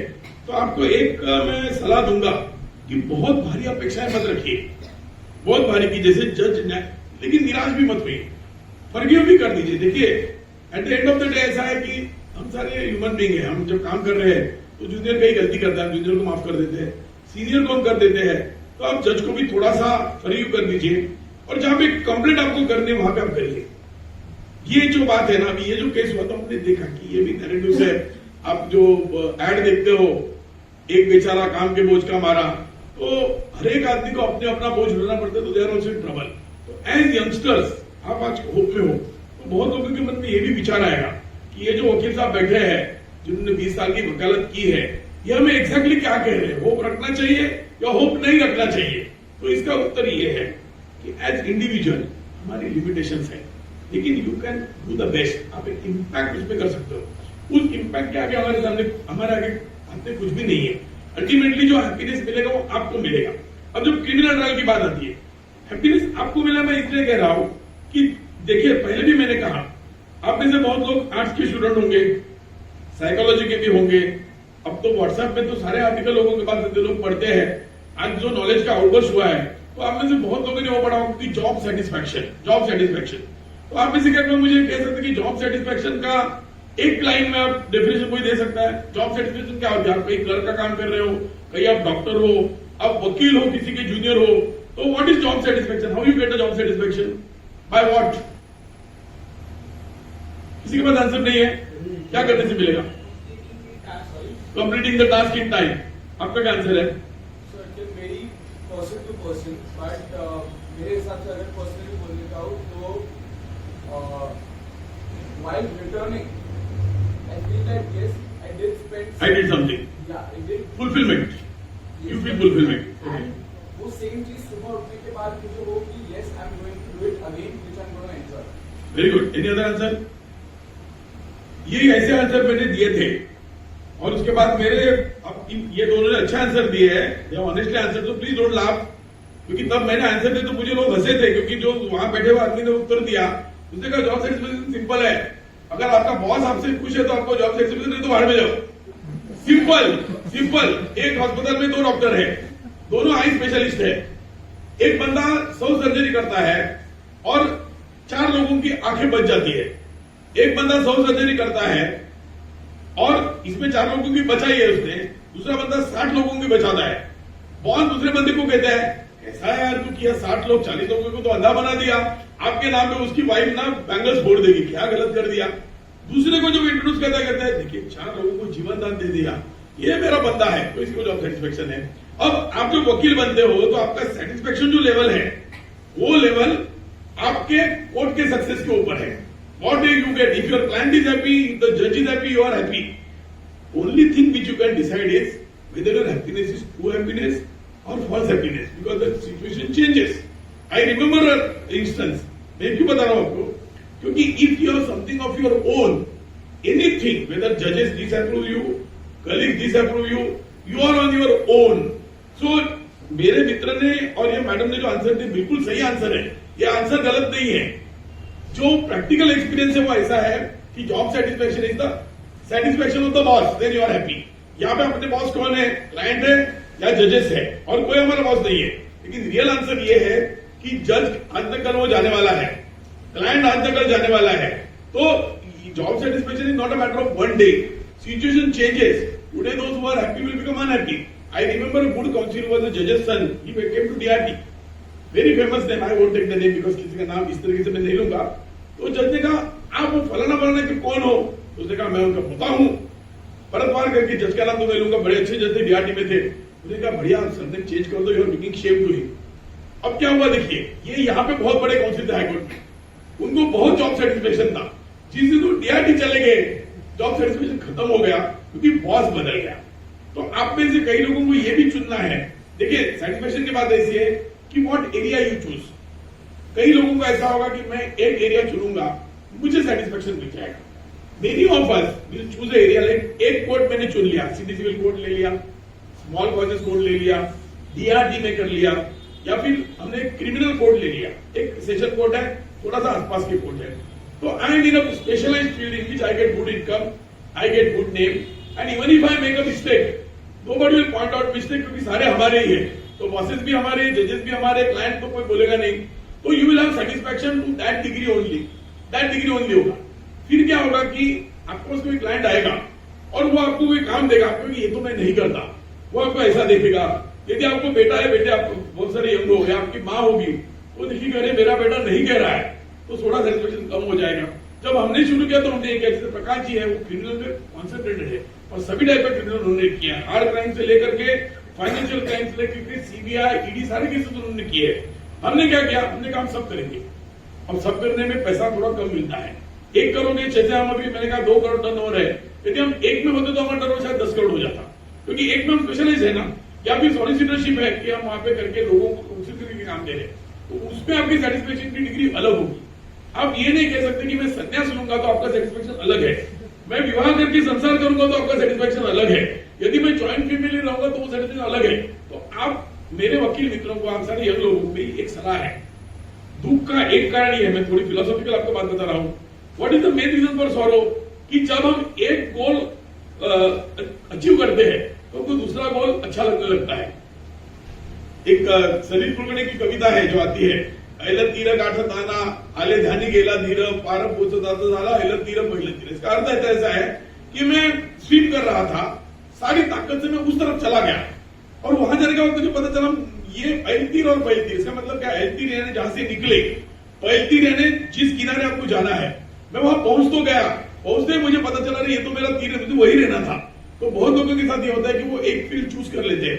ये जजेस के साथ हुआ है। मान लीजिए बॉम्बे हाईकोर्ट एक ऐसा कोर्ट है जिसमें 1 नहीं, 2 नहीं, 3 नहीं, 4 नहीं, 6 जजेस हैं जो जज बने और फिर उन्होंने रेजिग्नेशन देके फिर प्रैक्टिस शुरू कर दी। तो इसमें से 2 लोगों से, मेरी 2-3 लोगों से बात हुई, अच्छे मित्र है, उन्होंने कहा नहीं, वहां जाने के बाद क्या हुआ कि एक सेक्युलर लाइफ हो गया, लाइफ का सारा इंटरेस्ट चला गया। वहां मुझे ऐसे लग रहा था कि एक लाइफ अच्छा है, मैं जस्टिस दूंगा और एक प्रेस्टीज मिलेगा, लेकिन वहां जाने के बाद एक घुटन सी हुई, जो बात में कर रहा था लोगों के साथ इंटरेक्शन, वो सारा बंद हो गया। कहीं शादी में भी जाऊं तो लोगों से बात करने को डर लगता है, इसलिए मैंने छोड़ दिया। 2 लोगों ने मुझसे कहा, मैं नाम यहाँ पे नहीं कहूंगा, आप ऐसे बहुत लोग जानते भी होंगे, कई लोग बाद में जान जाएंगे, प्रकाश जी को तो पता ही होगा। तो ये 2-4 जो लोग हैं, ये 6 लोगों ने बॉम्बे हाईकोर्ट में जज बनने के बाद छोड़ दिया।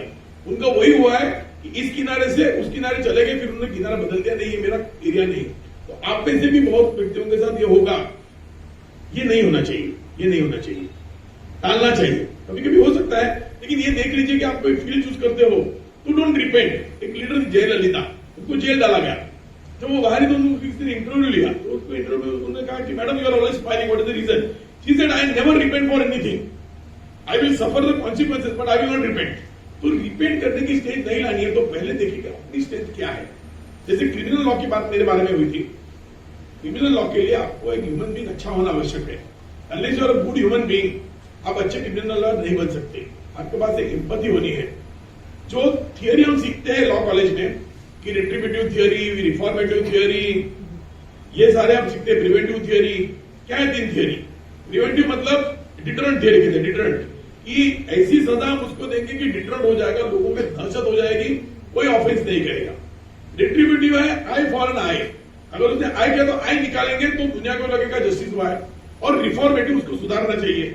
और जो रियली कोर्ट में होता है तीनों का मिश्रण होता है। जज is suppose to apply his mind for that. अब ये थियरी है, ये बुक में है, लेकिन as a lawyer when you take a case in hand you should know कि how this case will impact the society, क्या इंपैक्ट होगा। कई बार आपको समाज के विरोध में खड़ा होना पड़ेगा। चेंजेस ऐसे नहीं होंगे जो समाज को अच्छा लगता है, जो playing to the guarantee for the society है, वो मत करिए। कई बार आप अलग करिए, और अलग होने के बाद people will, after some time they will realize, after some time they will realize that you were brave and you fought. At that point of time people will forget you, people will forget you, nobody will forget. I was in trade union movement, मुझे याद है अभी भी कि जब हमें बहुत benefit मिलते थे, बहुत सारे बेनिफिट थे, बैंक एम्प्लॉयज में लकी, तो उस समय मुझे जो कम्युनिस्ट लीडर थे वो आज हम कम्युनिस्ट नहीं रहे। कम्युनिस्ट के बारे में भी कहा जाता है, आप में से बहुत लोग पढ़ते होंगे, पॉलिटिकल डिबेट नहीं है, लेकिन हम जब पॉलिटिकल साइंस पढ़ते थे तो हमें कहा जाता था कि if a person in his young age he is not communist then he has no heart, heartless है वो। यंग एज में आपको कम्युनिस्ट होना चाहिए, and when he becomes a senior और old and he continues to be communist then he has no brains, उसको कोई दिमाग नहीं है। तो कम्युनिज्म एक स्टेज होता है, तो उस कम्युनिज्म के हिसाब से हमने देखा कि ये जो ब्रेव होना होता है आदमी का, उन्होंने एक स्टोरी कही थी कि एक जब पहला स्ट्राइक हुआ बैंक वालों का, तो उस समय बाहर आना है सब लोगों को, 12 बजे सबको बाहर आना है, ब्रिटिशों का जमाना था 1946।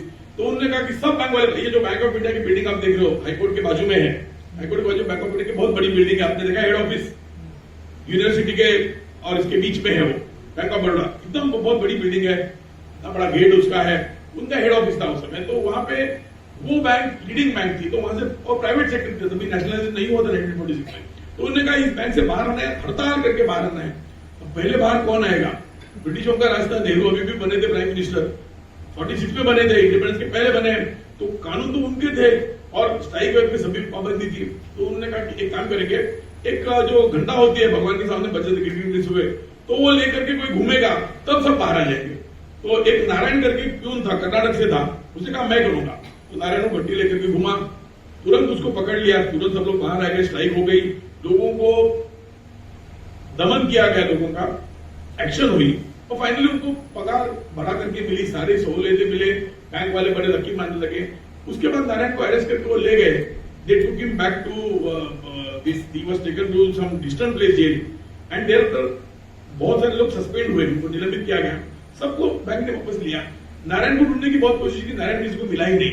तो जो उसका पायनियर था, जिसने आंदोलन किया, जिसने अपना जॉब गंवाया, वो व्यक्ति आज भी उसका नाम लेफ्टिस्ट यूनियन में लिया जाता है, नारायण था, लेकिन नारायण को आप नहीं जानते। लेकिन आज इतने सालों के बाद अब नाम ले रहा हूं, शायद कोई नारायण का पोता होगा, पर पोता होगा, उसे पता भी उन्होंने इतना ब्रेव काम उसने दादा ने परदादा ने किया है। This is how it is, but you will be remembered. And second thing, what is your image in your heart? आप अगर क्रिमिनल ट्रायल करते हो, what is most important I will tell. I talk to a जज, retired जज, वो retired session जज, उससे मेरी 2 बातें हुई, बड़ी अच्छी बातें थी। एक तो जनरल बात थी, एक जुडिशरी की बात थी। उसने कहा कि, और ये बात ने इंटरव्यू में मैंने सुना कि उन्होंने कहा कि जो जज होता है वो फिर भी जज बनना चाहता है। एक जज, उसको पता होता है कि वकील अपने से ज्यादा कमा रहा है। आजकल बहुत सारे जजेस को वो भी फीलिंग होती है कि वकील तो करोड़ों में कमा रहा है, मुझे कुछ नहीं मिल रहा है, ये पगार क्या है हर महीने की 3 लाख 4 लाख या 2 लाख, कुछ नहीं होता। जबकि वो वकील हर महीने का 8 लाख 10 लाख, कहीं तो क्रिमिनल के वकील है तो हर महीने की 1 करोड़ 1.5 करोड़ कमाई है। अभी आपने देखा होगा एक नोटिफिकेशन आया, आभार कोंडा, जो अर्बन नक्सल का जो एग्रीड पिटीशन है, उनको 1 दिन का फी उन्होंने फिक्स किया है। आपको पता है, किसी को पता है कितने फिक्स किए फी? 1 दिन की हियरिंग की, 1 दिन जाना है, हियरिंग हो या ना हो, 1 दिन की फीस है 25 लाख, 1 दिन के 25 लाख। तो ये फीस फिक्स हुई तो कमाता है, तो उनको बहुत सारा दुख दर्द हो सकता है। तो इसमें मुद्दा यह है कि कुछ जज ने मुझे कहा था कि जज बनने का एक क्षण होता है कि जब आप रियल जस्टिस करते हो, आपने कानून के हिसाब से किया है, क्योंकि आपके जो एक्यूज होता है उसको भी पता होता है कि उसने किया है कि नहीं किया है तो क्यों किया है, और अगर किया भी है तो उसके सबूत क्या है, उसकी इंप्लीकेशन क्या है। उसमें तो आप में से बहुत सारे वकील तो एक्यूज ही सीखोगे, क्योंकि जो जेल में बैठता है वो इतना स्टडी करता है, आप देख लीजिए, आपको अभी पता नहीं है कि वो आपको सारे केस लॉ बता देगा कि देखिए दूसरा व्यक्ति था, उसको तो इसमें बेल हुआ, ये भी थोड़ा आप देख लीजिए, तो पता चलता है। तो उसने कहा जब हम आरोपी को देखते हैं और जब हम फैसला सुनाते हैं, उस क्षण में ना आरोपी हमारी तरफ देखा हुआ होता है। अगर हम उसके नजर में नजर मिलाकर के अपनी जजमेंट दे पा रहे हैं तो हमें जॉब सेटिस्फेक्शन है। और बहुत सारे जजेस नजर में नजर नहीं मिलाते, वो प्रेशर में काम किए होते। यदि मैं किसी को सजा भी दे रहा हूं तो मुझे वो सजा देते समय उसके आंख में मिला के डिजर्व दैट, ये कहना पड़ेगा और उस व्यक्ति को उसको मानना पड़ेगा। As we say justice should not only be done, it should also appear to have been done. उसी जज ने मुझे कहा था कि उसने एक बार ऐसे लेक्चरों में कहते थे, बहुत सारे स्टोरी कहते थे, उनका नाम भी पता था, उनका नाम है जज छपड़गांवकर साहब, अच्छे जज है, औरंगाबाद से है। तो उन्होंने मुझे स्टोरी का उन्होंने कहा कि देखिए सोल्जर लड़ता है, सीमा पे लड़ता है, क्यों लड़ता है, क्या रीजन है, वो अपनी जान देता है। गांधी जी ने किताब लिखी थी सर्वोदय, उसमें बहुत अच्छी बातें लिखी थी। गांधी जी ने लिखा कि देखिए एक ये होता है, एक जैसे डॉक्टर होता है, वो तो पैसे के लिए काम करता है, पैसा तो लेता है डॉक्टर। एक जो व्यक्ति होता है टीचर, वो भी पैसे के लिए काम करता है। सोल्जर भी तो पैसा लेता है, वकील भी तो पैसा लेता है, और व्यापारी भी पैसा लेता है। लेकिन समाज में व्यापारी और वकील को कोई रिस्पेक्ट नहीं है। नॉर्मली हमारा डर है, रिस्पेक्ट थोड़ी सी कम है। रिस्पेक्ट थोड़ी सी कम है तो फैक्ट है। डर की वजह से होने वाली रिस्पेक्ट और जनरल रिस्पेक्ट, हाँ जनरलाइज नहीं कर सकते। जो वकील अच्छे काम कर रहे हैं उनकी तो रिस्पेक्ट है, लेकिन एज अ क्लास जैसे हम किसी को मिलते हैं, ये टीचर है, अरे ये टीचर है, तो थोड़े से हम ऐसे हो जाते हैं, हमें हमारे टीचर की याद आ जाती है। या कोई डॉक्टर है, लेकिन कोई वकील है क्या, तो हम पहले देखते हैं अच्छा वकील है बुरा, तो हम वो पहले देखेंगे। वकीलों में अच्छा और बुरा होता है, सारे अच्छे नहीं होते। आप समझ लीजिए, आप मान रहे हो कि नहीं इस बात को? सारे वकील, हाँ वकीलों में अच्छा हो सकता है, जैसे बहुत सारे वकीलों ने अच्छी पीआर की, इन्होंने मेहता साहब का नाम लिया, और बड़े बड़े अच्छे, बहुत अच्छे वकील हो चुके हैं, तो अच्छा वकील हो सकता है। लेकिन सारे वकील अच्छे, तो वकीलों को मैं रिस्पेक्ट दे दूं। जैसे कोई प्रपोजल आया, अरे वो प्रोफेसर है, मेरी बेटी के लिए आया, प्रोफेसर है, वकील है, तो मुझे कैसा वकील है? आई विल नॉट से वकील means good, it will not happen. Even मेरा वकील होते हुए नहीं होगा। तो उन्होंने कहा कि ये इनका व्यापारी का रिस्पेक्ट क्यों नहीं होता, क्या व्यापारी भी पैसे पे? तो गांधी जी ने उसका जवाब दिया है। गांधी जी ने कहा है, ये हर व्यक्ति भी पैसे के लिए करता है, लेकिन वो अपना काम करता है और फिर पैसा लेता है। पैसे के लिए वो अपना काम चेंज नहीं करता। जैसे एक डॉक्टर को आप कहोगे मैं तुमको डबल फीस दूंगा, पेशेंट को मार दो, या सोल्जर को आप कहोगे कि युद्ध के दिन तू इस तरफ उस तरफ चला जा, मैं डबल दूंगा सैलरी, तो नहीं करेगा। लेकिन वकील अगर कोई घटना घटेगी तो पहले पूछेगा कि कौन सा पक्ष मेरे पास आ रहा है। अगर मुझे गारंटी होगी कि मेरे पास ये काम आ रहा है, तो मैं सामने वाले का काम नहीं लूंगा। ये वकील करता है, ये व्यापारी भी करता है। व्यापारी का काम एक जगह से चीजें उठाइए, दूसरी जगह जाके बेचिए और लोगों की सुविधा से पैसा लीजिए। लेकिन व्यापारी जो जिसका नॉर्मली क्या करता है, वो सारी चीजें छुपा के रखता है और भाव बढ़ाता है। मतलब जिस ऑब्जेक्ट के लिए व्यापार कर रहा है उसी को हम हानि पहुंचा रहे। तो उन्होंने कहा कि सोल्जर क्यों लड़ता है?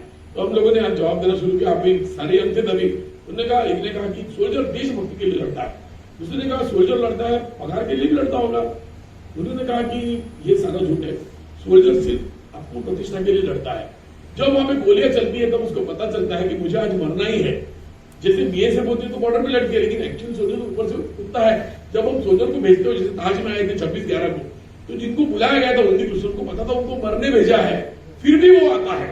तो जब वो आता है तब तक शायद उसको पता भी नहीं होगा मुझे मरना है, लेकिन जब वो शुरू होता है तो मुझे मरना है, लेकिन अब मैं छोड़ूंगा ना। मैं छोड़ूंगा तो मेरी पत्नी क्या कहेगी, मेरे पत्नी को लोग क्या कहेंगे, मेरे पिता को क्या कहेंगे, मेरे दोस्त क्या कहेंगे। तो अब मुझे मरना है या मुझे जीवित रहना है? मुझे मरना है। जब उसको पता चलता है तब सोल्जर लड़ता है। ज्यादातर सोल्जर जब वो पगार के लिए भी गया होगा, अच्छे बेनिफिट है, लेकिन जब लड़ाई शुरू होती है तब आत्मसम्मान की बात आती है। एक वकील होने के हैसियत से आप ये देख लीजिए कि आत्मसम्मान के साथ कोई खिलवाड़ नहीं होनी चाहिए।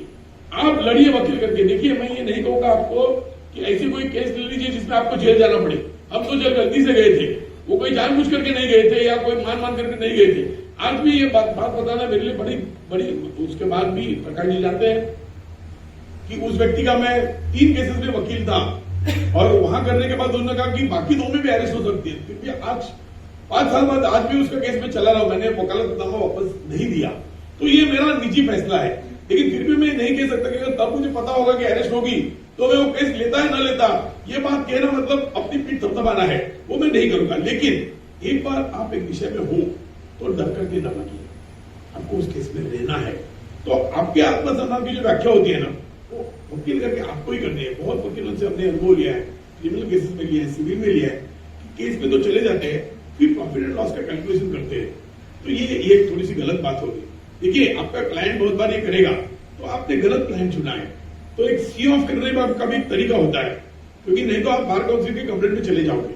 यदि आपको क्लाइंट ऐसा मिला है तो उसके बाद आपको टर्म्स डाल रहा है, आपसे वो बहस कर रहा है, तो उसका फोन न उठाना, उसको कहना ले जाओ तुम्हारा ब्रीफ, या उसके केस में अन्याय करना, ये कोई बात नहीं है। आपका अगर फैसला गलत गया है तो उसके परिणाम भुगतिए। ये एक बिजनेस है, बिजनेस में प्रॉफिट और लॉस दोनों होगी। और प्रॉफिट और लॉस आपका एक व्यवसाय ऐसा है, प्रोविजन ऐसा है, इसमें मनी टर्म्स में, पैसे के टर्म्स में प्रॉफिट और लॉस होगी। और आत्मसम्मान, आपको दोनों में बैलेंसिंग करनी है, आपको दोनों को गंवाना नहीं है। लेकिन अगर गलत फैसला हुआ है, बहुत बार हमने ऐसे देखा है, क्लाइंट भी ऐसे होते हैं। भारत में ये प्रैक्टिस नहीं है, आप दुबई में जाइए, आप कई प्रदेशों में जाइए, ऑस्ट्रेलिया जैसे देश में, वहां पे तो कमीशन पे आप वकील कर सकते हो, भारत में नहीं कर सकते। यहाँ पे हमको अगर कोई बोले कि मेरा एक 10 करोड़ का केस है, आप जीतोगे तो उसका मैं आपको 20% दूंगा, तो ये ऐसे केस लेना बार काउंसिल के रूल के हिसाब से एक गलत चीज है, आप ले नहीं सकते, आप पर कार्रवाई हो सकती है। तो ये आप नहीं ले सकते बार काउंसिल में। और भी बाकी चीजें हैं कि अगर सामने वाले के वकील उपस्थित ना हो तो उस क्लाइंट से आप बात नहीं कर सकते। आप जानते हो, आपको बताना पड़ेगा कि बहुत वकीलों को वो होता है, मैं वकील हूं, फोन उठाऊंगा बात करूंगा, तो कभी भी सामने वाले क्लाइंट से बात आप नहीं करेंगे, ये गुनाह है, इससे आपकी लाइसेंस कैंसिल हो सकती है। आपको कहना है आपके वकील को ले, उसके सामने मैं उनसे बात करूंगा, तभी करूंगा, नहीं तो मैं बात नहीं करूंगा। सामने आपका क्लाइंट क्या उसको लेके आता हूं, हम बात करेंगे। तो इसमें यह होता है कि इस लड़ाई में, आत्मसम्मान लड़ाई में, वो कमीशन वगैरह अलाउड तो है नहीं। वहां पे ऐसा होता है, ऐसे क्लाइंट लोगों को मिलते हैं, वहां के वकील को आप सीख गए, क्लाइंट कहते हैं देखिए मेरा 10 करोड़ आना है, आप मुझे मिलवा करके दीजिए पैसे, मैं आपको 20% दे दूंगा, 20%। तो ये आदमी जाके लड़ाई करना फिर शुरू करता है, सारा खर्चा वर्चा कर देता है, और उसके बाद क्लाइंट आगे बोलता है देखो 4 करोड़ मिल रहे हैं आपको, कहते हैं 4 नहीं चाहिए करोड़, मुझे तो 8 चाहिए। ये बढ़ा करके 6 करता है, फिर वो कहते मुझे 6 नहीं चाहिए, मुझे 7 चाहिए। फाइनली बोलता है नहीं मैंने इतना काम किया, क्या है मैं नहीं करूंगा, ठीक है आपका खर्चा कितना हो बोलो, इतना 2 लाख 3 लाख ले लीजिए। फिर उस व्यक्ति से सीधे बात करता है, कहता आपने 7 बोले थे ना, भाई 6.5 में आपके साथ करता हूं। उस वकील को उसने फंसा दिया, मतलब उसका जो 20% कमीशन था ये बंदा खा गया। तो आपके जीवन में बहुत बार ऐसे भी क्लाइंट आएंगे जो आपको काम देंगे, क्रिमिनल हो सिविल हो, और बाद में वो वॉकआउट करेंगे, तो उसका कोई दर्द मत रखिए, फैसला आपका गलत हुआ है, आपको जिम्मेदारी लेनी पड़ेगी। तो आप उसके विषय में बात करना टालिए। अगर आपको मराठी में कहना अक्कल खाती हड़ले, जैसे अकाउंट होता है, कोई खर्चा हुआ तो आप खाते में लिखते हो, घर का रिपेयर किया रिपेयर खर्चा, पोस्टल स्टैम्प लिया पोस्टेज का खर्चा, लॉन्ड्री का खर्चा, वैसे अक्कल खाती है, आपको अक्कल नहीं है, इसलिए जो लॉस हुआ उसको अक्कल खाते में डाल देते हैं, वो भूल जाइए उसका, आपका लॉस है वो, तो वो लॉस ना शान से ले लीजिए, उस पर आप फ्यू मत करिए। दूसरों को कहना अरे मेरा ऐसा हुआ, क्लाइंट ऐसे था, उस पर आप क्रॉस कर दीजिए, दूसरे वकीलों से आप कारोबार उसको क्रॉस कर दीजिए। और जब ये आप तत्व रखोगे, तब जैसे मेरे यंग फ्रेंड ने कहा कि जाते समय सेटिस्फैक्शन होना चाहिए, तो satisfaction is not all about what actually happens to your case, it happens to you. जैसे मैंने पीआर का कहा, पीआर क्रिमिनल केस आप ले लीजिए, क्रिमिनल केस में क्या सिर्फ आपका क्रिमिनल क्लाइंट होता है, उसकी फैमिली भी होती है, आप देख लीजिए। बहुत बार उसकी फैमिली को पता नहीं होता उसने क्या किया है, अब आपका रोल बड़ा खराब है, उसकी वाइफ आके कहती है मेरा पति एकदम इनोसेंट है, उसने खून किया ही नहीं है, अब ये क्या कोर्ट क्या कर रहा है। पति कहता है वाइफ को मत बोलिए, उसको पता नहीं है, और वाइफ कहीं कहीं से लाके आपको पैसे दे रही है। अब आपके लिए दिक्कत है धर्म संकट। आप में से कितने लोग जानते हैं धर्म संकट ये शब्द का अर्थ क्या है? मराठी में है ये शब्द, संस्कृत में भी, हिंदी में भी है। धर्म संकट जो अर्जुन पे आया था, what is the meaning of धर्म संकट? दुविधा। और कौन सी दुविधा? बिल्कुल सही कहा, कौन सी दुविधा? मैं बताता हूं, हम आज के लिए फैशनेबल बन चुका है। जैसे मैं हूं, मैं कहूंगा देखिए मुझे तो सिनेमा के लिए दोस्त ने बुलाया है, दूसरे दोस्त ने रात में ड्रिंक्स पार्टी के लिए बुलाया है, तीसरे ने मुझे शादी में जाना है, मेरे सामने धर्म संकट है, कहां जाऊं? ये धर्म संकट नहीं है। हर आदमी का अलग धर्म होता है। एक वकील हूं तो मेरा वकील करके धर्म है, मेरी बेटी है तो बेटी के प्रति धर्म है, पिता के प्रति धर्म है, राष्ट्र के प्रति धर्म है, मेरी प्रोफेशन के प्रति मेरा धर्म है, मेरे दोस्त है उनके प्रति मेरा धर्म है। ये धर्मों में जब संघर्ष आ जाता है तो उसे कहते हैं धर्म संकट। वो दुविधा, वो संकट जो दो धर्म की जो ड्यूटी है हमारे, जैसे अर्जुन पे आया था, अर्जुन के सामने दो धर्म थे। एक धर्म था जो परंपरा थी, कौन बनेगा युवराज, और इस तरीके से क्या जिसको आज कहते हैं घराने चाहिए, family rule, can it be allowed? क्या धृतराष्ट्र को किया जा सकता है? क्या उस राजा को गुनाह माफ हो सकते हैं दुर्योधन जैसे? ये एक संकट था, उसके लिए मुझे लड़ना है। दूसरा धर्म संकट था अपने फैमिली को बचाना। क्या फैमिली एक रहेगी? क्या मैं मेरी गुरु पे बाण चलाऊं? गुरु को तो मार नहीं सकते, द्रोणाचार्य थे। तो दो धर्मों का जो कर्तव्य था, दोनों में संघर्ष था। तो दो धर्मों के इसमें जब संघर्ष आएगा तब धर्म संकट आएगा। और जब आप पे धर्म संकट आएगा, this is not about Hindu religion, this applies to Muslim, Christian, everybody. हर व्यक्ति को धर्म संकट आता है, क्योंकि dharma is not about Hindu, Muslim, Christian, it's all about duty. Duty है ये, धर्म यानी ड्यूटी। तो ये जब संकट आएगा, और आप ये मान के चलिए, आप में से जॉब सेटिस्फेक्शन उन्हीं को मिलेगा जिसके सामने धर्म संकट आएंगे। यदि आपके सामने धर्म संकट आए तो मान लीजिए कि ईश्वर ने आपको चुना है धर्म संकट के लिए, धर्म के आपको एक चुनाव मिला है। बाकी जो रूटीन जी रहे हैं उनके सामने कोई धर्म संकट है ही नहीं। उसके सामने क्या चॉइस आप बताइए? एक व्यक्ति कहीं भी नौकरी कर रहा है, उसको जाना है, मस्तर पे साइन करना है या ये लगाना है, अब इसको काम करना है, घर पे आना है, लोकल होगी तो करना है, भाग दौड़ के उसको एक सीट पकड़नी है, घर पे जाना है, घर जाते उसको भजन गाते गाने गाते जाना है, घर में जाके टीवी करके चैनल सर्फिंग करना है। उसमें कौन सा धर्म संकट और कौन सा धर्म, कोई धर्म नहीं है। तो इस जीवन के प्रति आपने एक ऐसा जीवन चुना है वकील का जिसमें आपके सामने धर्म संकट आएंगे। तो ये चैलेंज है जो आपको आगे ले जाता है। इससे आप डरिए मत, इससे आप डरिए मत। एक बात यह है कि कई बार आपका कोई रोल नहीं, जैसे मैं बता रहा हूं, मेरा धर्म क्या है, स्त्री की रक्षा करना मेरा धर्म है। मैं पीएचडी बस में जा रहा हूं, अब तो जाता नहीं, पिछले 20 साल से पहले जाता था, अब परिस्थिति में बस में नहीं जा रही, लेकिन जब बस में मैं जा रहा हूं या कोई पब्लिक ट्रांसपोर्ट में ट्रेन में जा रहा हूं और वहां पे मैंने देखा कि लड़की से छेड़छाड़ हो रही है, तो 58 साल की उम्र में मुझसे अपेक्षा नहीं कि मैं जाकर उन गुंडों से लड़ूं। ये मेरा धर्म नहीं हो सकता इस उम्र में, क्योंकि वो दूर है, मैं भागू, अब तो कोई अमिताभ बच्चन नहीं, तो मेरा धर्म है कि नहीं पहले चुनूंगा। लेकिन जहां पे मेरा धर्म है वो बात से आती है मेरी जज के कंप्लेंट वाली बात। आपको बहुत बार ऐसे अनुभव आएंगे कि आपको इंट्रीट किया गया है, आपका अपमान हुआ है, आपके विषय में कोई बातें की है, तो जैसे पीआर की बात हमने की, उससे बहुत कम बात की जाती है विसल ब्लोअर की। आपको कई कबार तो taking the bull bye horns हम कहते हैं, सींग से उसको पकड़िए बैल को, आपको लेना पड़ेगा। तो ये भी एक एरिया है, थोड़ा बड़ा विषय है, मैं नाम भी बहुत सारे लेने पड़ेंगे, अब नहीं होगा, समय की भी थोड़ी कमी है, समय खत्म हो रहा है। तो ये विषय में मैं कहूंगा कि आपको वो भी मौका आएगा तो आप खड़े हो जाइए। मतलब जजेस के बारे में मैंने खुद, कई लोग होते हैं, कई एडवोकेट, ये आपको मैं इसका एक धर्म संकट बताता हूँ कि बहुत सारे एडवोकेट मुंबई में हैं, करीबन 30-40 नाम आप गूगल में मारो तो आपको मिल जाएंगे, कि उन्होंने एक आदत बना ली कि जजेस के खिलाफ वो कंप्लेंट करते रहेंगे, और वो सारे कंप्लेंट उनके क्लाइंट से रिलेटेड है कि मेरा क्लाइंट का नहीं सुना।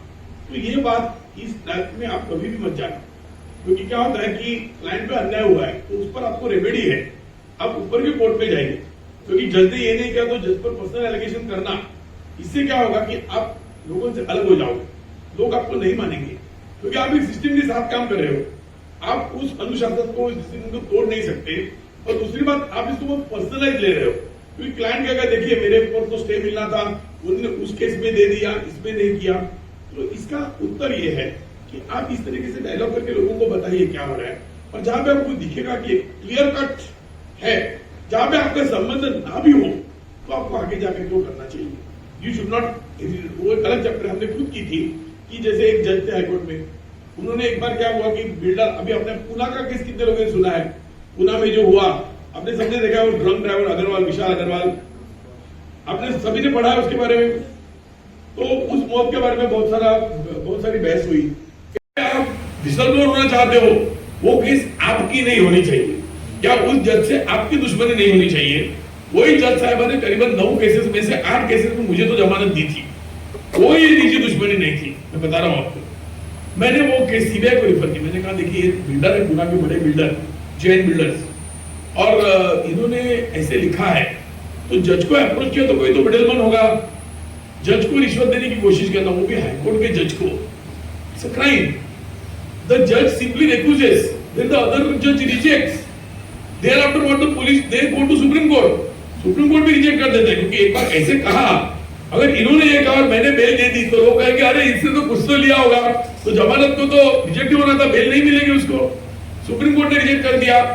लेकिन इस देश में ऐसा है कि सेशन कोर्ट, हाई कोर्ट और सुप्रीम कोर्ट, इसके ऊपर एक कोर्ट है, वो है सब इंस्पेक्टर, उन्होंने उनको अरेस्ट नहीं किया, ऐसे ही चार्जशीट फाइल कर दी और हाजिर करके उसी दिन चार्जशीट के बाद का बेल उनको हो गया। अब देखिए करामत, सेशन कोर्ट के पास एंटीसिपेटरी बेल के लिए जाते हो, अटक पूर्व जामीन, अरेस्ट न होकर के प्री अरेस्ट के खिलाफ जा रहे हो आप, आपकी अर्जी खारिज की जाती है। अब हाईकोर्ट जाते हो तो वो जज साहिबा बोलती है मुझे इन्फ्लुएंस कर रहे, मैं नहीं सुनूंगी, दूसरा जज रिजेक्ट कर देता है, दूसरे के पास जाता है, supreme court SLP special litigation को डिसमिस करती है, लेकिन पुलिस अरेस्ट करती नहीं, पुलिस अपनी तहकीकात पूरी करके चार्जशीट फाइल करती है, वो हाजिर हो जाते हैं और जमानत लेके आरपीओ भरे। तो मैंने चिट्ठी लिखी, अगर ये हुआ है इसकी इन्वेस्टिगेशन होनी चाहिए, क्योंकि यहां तक ये लड़े और फिर भी 11 लोग तो मर चुके हैं ना। और अगर ये जज ने ऐसे लिखा तो जज की खाली रिक्यूज क्यों किया, उनको सिर्फ रिक्यूज करना था, I am recusing, no reason. Reason देने का मतलब ऐसा है कि this is a failed deal, ये फेल डील हुआ है कि इन्होंने 1 करोड़ पूछा है, उसने 50 लाख देना चाहा है, तो जज साहिबा को गुस्सा आया है, अरे मेरा रेट तो 50 लाख नहीं है, तो मैं इसको बेल मिलने ही नहीं दूंगी, दूसरा जज भी नहीं दे पाएगा। शायद मैंने ऐसे ही रिक्वेस्ट कर लिया और दूसरे के पास गया, तो दूसरा जज 50 के बदले 40 में दे दे, तो मेरे पैसे भी गए, उसकी जमानत तो मैं जमानत मिलने नहीं दूंगी। ये मैंने सारा सीबीआई को लिखा, उस पर प्रिलिमिनरी इंक्वायरी हुई, जज साहब आके घर में सीबीआई के अधिकारी गए, ट्रैक रिकॉर्ड निकाला, फिर मुझे चिट्ठी आई, पीएमओ से आई कि ये प्रकरण में कुछ हो नहीं पाएगा, कि जज के बारे में कोई अधिकार सीबीआई को है नहीं। मैंने कहा ठीक है, जितनी तकलीफ उन्हें दी है काफी है, उनको दी, पुणे पुलिस को दी, तो ये आप एक वकील करके आप कर सकते हो, लेकिन ये भी देखना पड़ेगा कि कब, कैसे और किसके विरोध में। आप ऐसे मतलब जैसे वॉशिंगटन के बारे में वॉशिंगटन की कुराड़ हमें सुनी थी, ऐसे मत कि सब जगह चला जाए। मुंबई में एक वकील है, मैं नाम भी कहता हूँ, मैथ्यू निरुम्पाला, उन्होंने इतने वकीलों के खिलाफ कंप्लेंट की, अच्छा वकील है, मेरे मित्र है वो, कि आज जैसे वो कोर्ट में जाते हैं वैसे वो जज थोड़ा ठीक ठाक बैठता है कि आज मेरे विरोध में कंप्लेंट होने वाली है। तो ये बड़ा मतलब अजीब बात है, ये अजीब बात है। तो ऐसे ये अपने को स्टैंप लेना नहीं है। तो अभी आपको कोई सवाल हो आप पूछ सकते हो, मैंने बहुत जनरल टॉपिक लिया, क्रिमिनल है, मोर गॉन साइकोलॉजी, कोई भी सवाल हो तो आप पूछ सकते हो।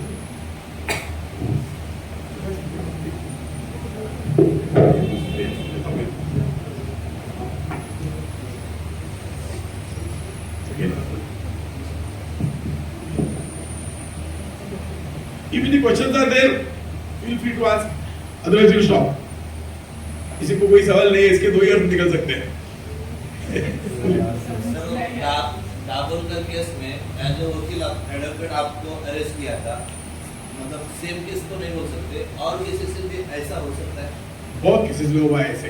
एक्चुअली इसमें 2 टाइप के केसेस है, मैं अपने आप को अलग नहीं करूंगा, लेकिन वकील का अरेस्ट 3-4 कैटेगरी में आता है। एक होता है इंडिपेंडेंट अरेस्ट हो चुकी है, जैसे अभी पुणे में जो एक कैदी भागा, वो हॉस्पिटल में से भागा, फिर उसको नासिक में से वगैरह पकड़ लिए, ड्रग रैकेट में था, उसमें भी 2 वकील पकड़े गए क्योंकि उनके घर पे वो रहता था। तो 2 वकील दे वर एक्चुअली विथ हिम, एक साथ रहना, एक घर पे रहना, ये दीज वर द थिंग्स। तो they were not arrested as advocate, तो एडवोकेट करके अरेस्ट नहीं हुआ था, अकम्प्लिसेस करके हुआ था, तो इनका एडवोकेट होना एक योगायोग था। ये एक बात हुई।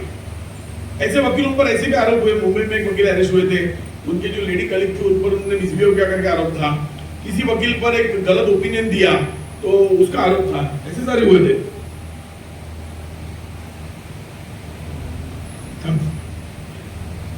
वो हुआ था, उसी केस में अरेस्ट होने वाला मामला जो है, मतलब एक केस में वकील है और अरेस्ट हुआ, जैसे आप और एक नाम था शाहिद आजमी, उस पर फिल्म भी निकली थी, तो उसको पहले अरेस्ट हुआ, वो जेल में से वकील बन के बाहर आया और फिर उसने वकालत शुरू की।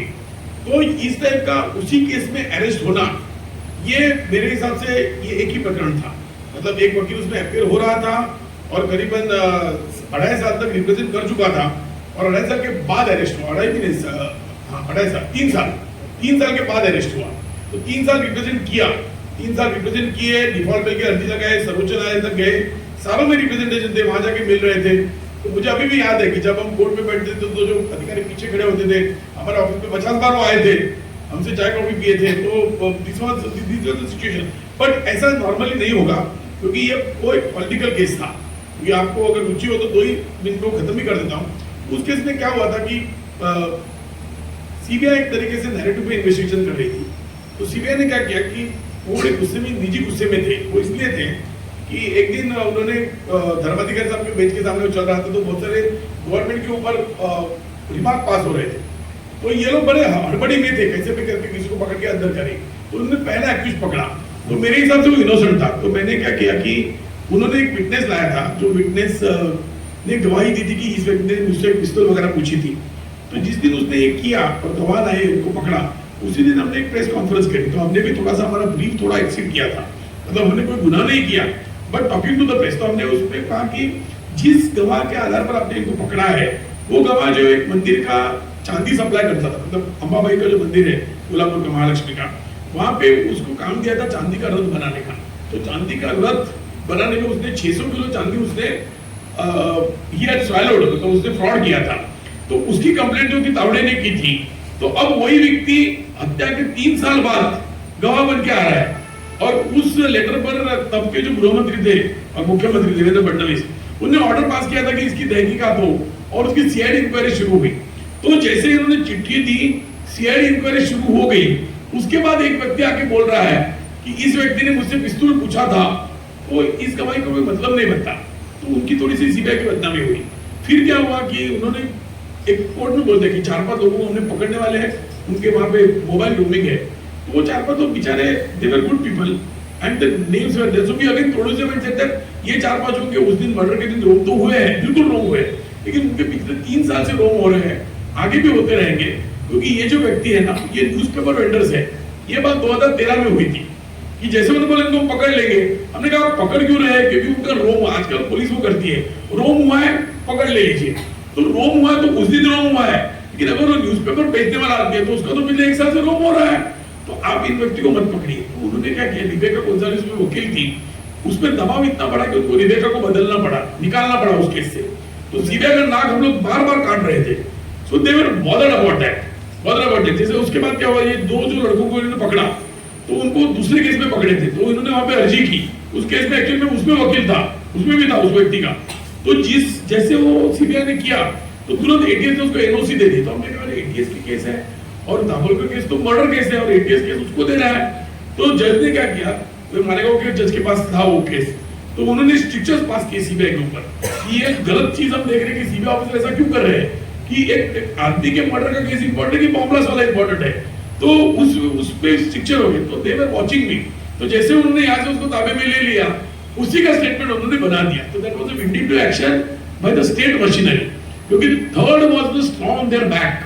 वो न्यूज भी छप के आ गई कि एक जज कह रहा है कि ये कौन सा तरीका है एटीएस का। तो उन्होंने मिल करके वो मिलीजुली सरकार दी। तो लेकिन नॉर्मली इसमें आप डरिए मत, ऐसा नहीं होता, ऐसा नहीं होता। It was an exceptional case. ये केस तो वैसे भी एक्सेप्शनली था, you could not do anything about that and as on date also I don't depend for that. उससे डरने वाली कोई बात नहीं है, आप डरिए मत। शायद थोड़े मतलब सम ऑफ देम में थिंक कि इससे पुलिस से हमको लड़ना ही नहीं चाहिए, ऐसी बात नहीं। हमने पीआर में जो उल्लेख किया तो उल्लेख रह गए, जैसे पुलिस कंप्लेंट अथॉरिटी की पीआर हमने की थी कि पुलिस के विषय में कंप्लेंट अथॉरिटी होनी चाहिए। तो हमारे पीआर में अथॉरिटी बनी एक्चुअली। तो अभी आज पुलिस कंप्लेंट अथॉरिटी है और पुलिस कंप्लेंट अथॉरिटी महाराष्ट्र में काम कर रही है। कोई भी आपको कंप्लेंट नहीं तो लेते हैं वो, और सामान्य आदमी जो होता है उसको नतीजा मिलता है। और कोई क्वेश्चन बोलिए। एक्चुअली 2 क्वेश्चन है अलग अलग। पहला ऐसा है कि एक अक्यूज्ड है जो क्लियरली कि एक क्रिमिनल कॉन्स्पिरेसी करके किसी का मर्डर करते हैं, और जब उनसे बातचीत करने में पता चलता है कि उन लोगों ने क्राइम किया हो, पर एज अ डिफेंस लॉयर आप फिर भी उनको प्रेजेंट कर रहे हो, तो रिप्रेजेंटेशन तक का तो एक लॉयर के एथिक्स से काम ठीक है, पर आप चार्जशीट पढ़ रहे हो, चार्जशीट में दिख रहा है कि इन्वेस्टिगेशन में लैकिनस है, और एज अ लॉयर आप उसको एक्सप्लॉइट कर रहे हो। तो एक पर्सनल एथिक्स आता है कि क्या मेरे को ये चीज़ करना चाहिए, उस अक्यूज को सेव करना चाहिए या जो मरा है उसको जस्टिस दिलाना चाहिए, क्योंकि यहाँ पे मेरा ब्रेड बटर भी आता है क्वेश्चन में और वो जस्टिस भी आता है। तो इस चीज़ों को क्रिमिनल प्रैक्टिस में कैसे मैनेज करना है। और दूसरा है कि वो एक प्रोफेशन इससे कि क्रिमिनल प्रैक्टिस में रहते हुए कितना पॉलिटिकल प्रेशर, क्रिमिनल थ्रेट्स आते हैं और इसको मैनेज कैसा करते हैं। दोनों बातों का शॉर्ट में रिप्लाई देता हूँ। जब आप कहीं क्रॉस वगैरह करते हैं तो कई बार कई वकील ऐसा करते हैं कि वो विटनेस को ह्यूमिलेट करते हैं। जैसे आप एक रेप केस में कर रहे हो, तो अगर वो विक्टिम आई है और आपको पता है कि रियली वो विक्टिम है, या किसी मर्डर केस में एक डॉक्टर आया है और आपको पता है कि वो तो प्रोफेशनल है, तो एक वकील को भी अपनी लिमिट, मेरे दोस्त ने जो कहा मैं उससे सहमत हूँ कि आप प्रोफेशनल कर रहे हो पर फिर आप इनह्यूमन न बनो। कि आप जब कर रहे हो, एक बात पक्का याद रखिए, जो आपको करना है वो आपको करना ही है, लेकिन किस तरीके से किया जाता है। जैसे जब मैं मालेगांव केस में जब मैं उसको एग्जामिन कर रहा था केस के अधिकारियों को, तो मैंने देखा है कि उन्होंने तो फ्रॉड किया है। मालेगांव 6 में एनआईए ने लिख के दिया कि आरडीएक्स प्लांट हुआ है, वो आरोपी मुस्लिम थे और उनके प्लान करके इम्प्लीकेट किया। 8 में हिंदू थे, वहां पे भी इम्प्लीकेट किया, वहां पे भी वही रिपोर्ट दी कि आरडीएक्स प्लांट हुआ है, अधिकारी भी सेम है, एफएसएल वाला अधिकारी भी सेम है। तो जब वो अधिकारी आए सामने तो उनका दैवतीकरण किया गया था प्रकरण का, तो उनको तो मुझे इंसल्टिंग सवाल ही पूछने थे क्योंकि they were part of the conspiracy, उनको तो छोड़ना नहीं था। तो हमने थोड़ा सा लिमिट एक्सीड करके we really made them naked before the जज, मतलब उनको शर्म से सर झुकाना पड़ा लेकिन ये बात वहां लागू नहीं होगी जहां पे जैसे आप कह रहे हो कि मुझे पता है कि वो जेन्युइन है, मेरा खुद का जजमेंट है, तो मैं सवाल तो वही पूछूंगा, मेरी स्टाइल अलग होगी। मतलब मैं उस तरीके से उसका ये क्रॉस एग्जामिनेशन जो होता है ना, वो एक माइंड गेम होता है। मैं आपको उदाहरण देता हूँ, जब गोवा ब्लास्ट में कर रहा था तो उन्होंने यहाँ का एक जो कॉमलर होता है चर्मकार, उसको उन्होंने विटनेस बनाया था, ही वॉज अ पंच विटनेस।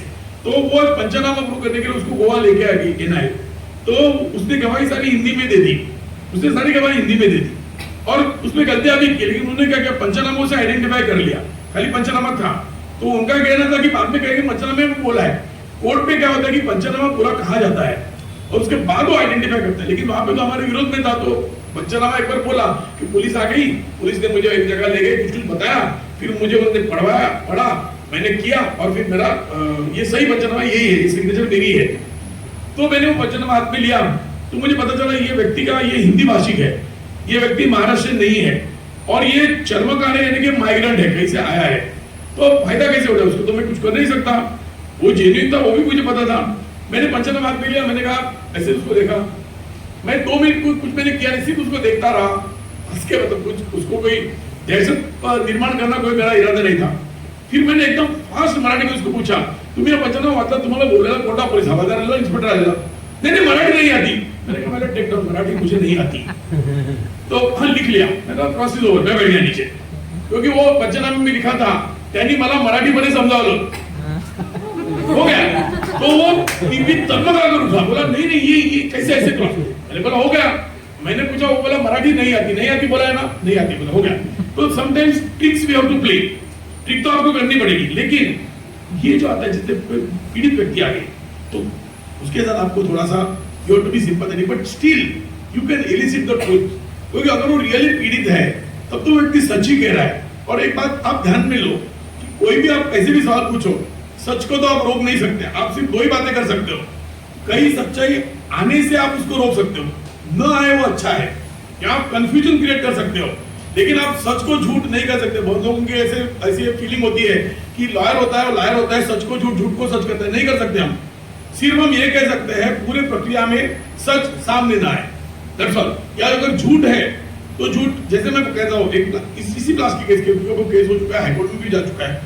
उसमें ये हुआ कि प्लांटिंग के लिए 1-2 व्यक्ति उसमें इन्वॉल्व थे, सारे इन्वॉल्व नहीं थे, ऐसी बात नहीं थी।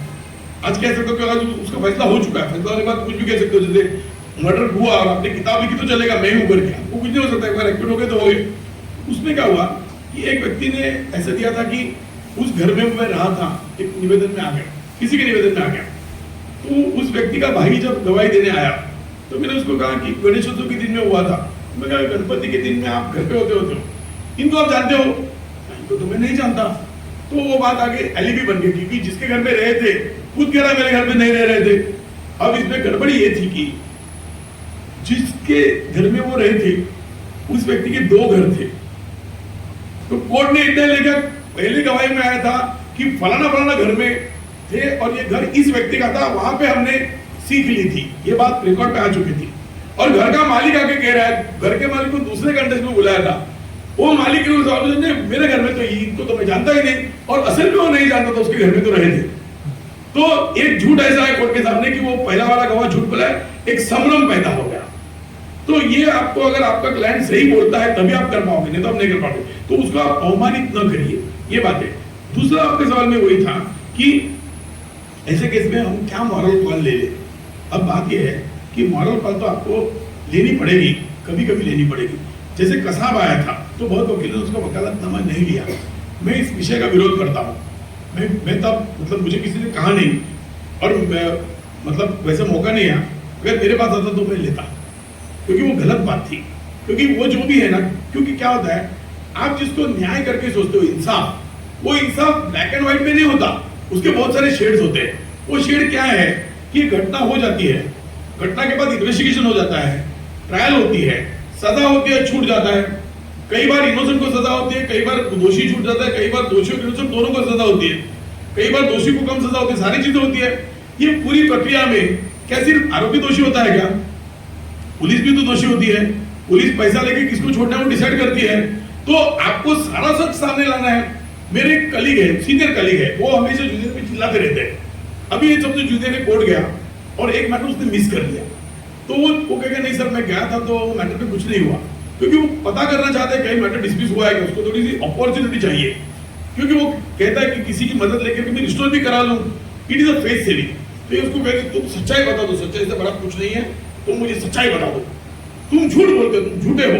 तो मैंने उनको कहा देखिए सर, सच्चाई ऐसे एक लाइन में नहीं होती। अगर वो आपको कहेगा सर मैं आपको थोड़ा सच्चाई बताता हूँ, आप ना बहुत घटिया इंसान हो, आपको मैंने कोई, आप सीनियर हो, आपको मैंने कोई प्रॉब्लम बोला तो आपसे सोल्यूशन नहीं आता सर, आप सिर्फ चिल्लाते हो, आपसे डर लगता है करके हम आपसे ना सर झूठ बोलते हैं, सच्चाई है। क्या आप वो सच्चाई सुन पाओगे? आप उसी तरह उसको नौकरी से निकाल दोगे। तो सच्चाई अलग है, जिसको आप सच्चाई बोल रहे हो सच्चाई नहीं है, वो एक आइसोलेटेड फैक्ट है। तो आपका आरोपी दोषी है कि नहीं, ये एक आइसोलेटेड फैक्ट है। आपके आरोप देखो, बहुत बार पुलिस एक दोषी पता चलने के बाद गलत एविडेंस करती है, और वो गलत एविडेंस में जाते समय जब उनको सच्चाई पता चलती है तब वो नहीं करती। मैं दाभोलकर केस का उदाहरण देता हूँ।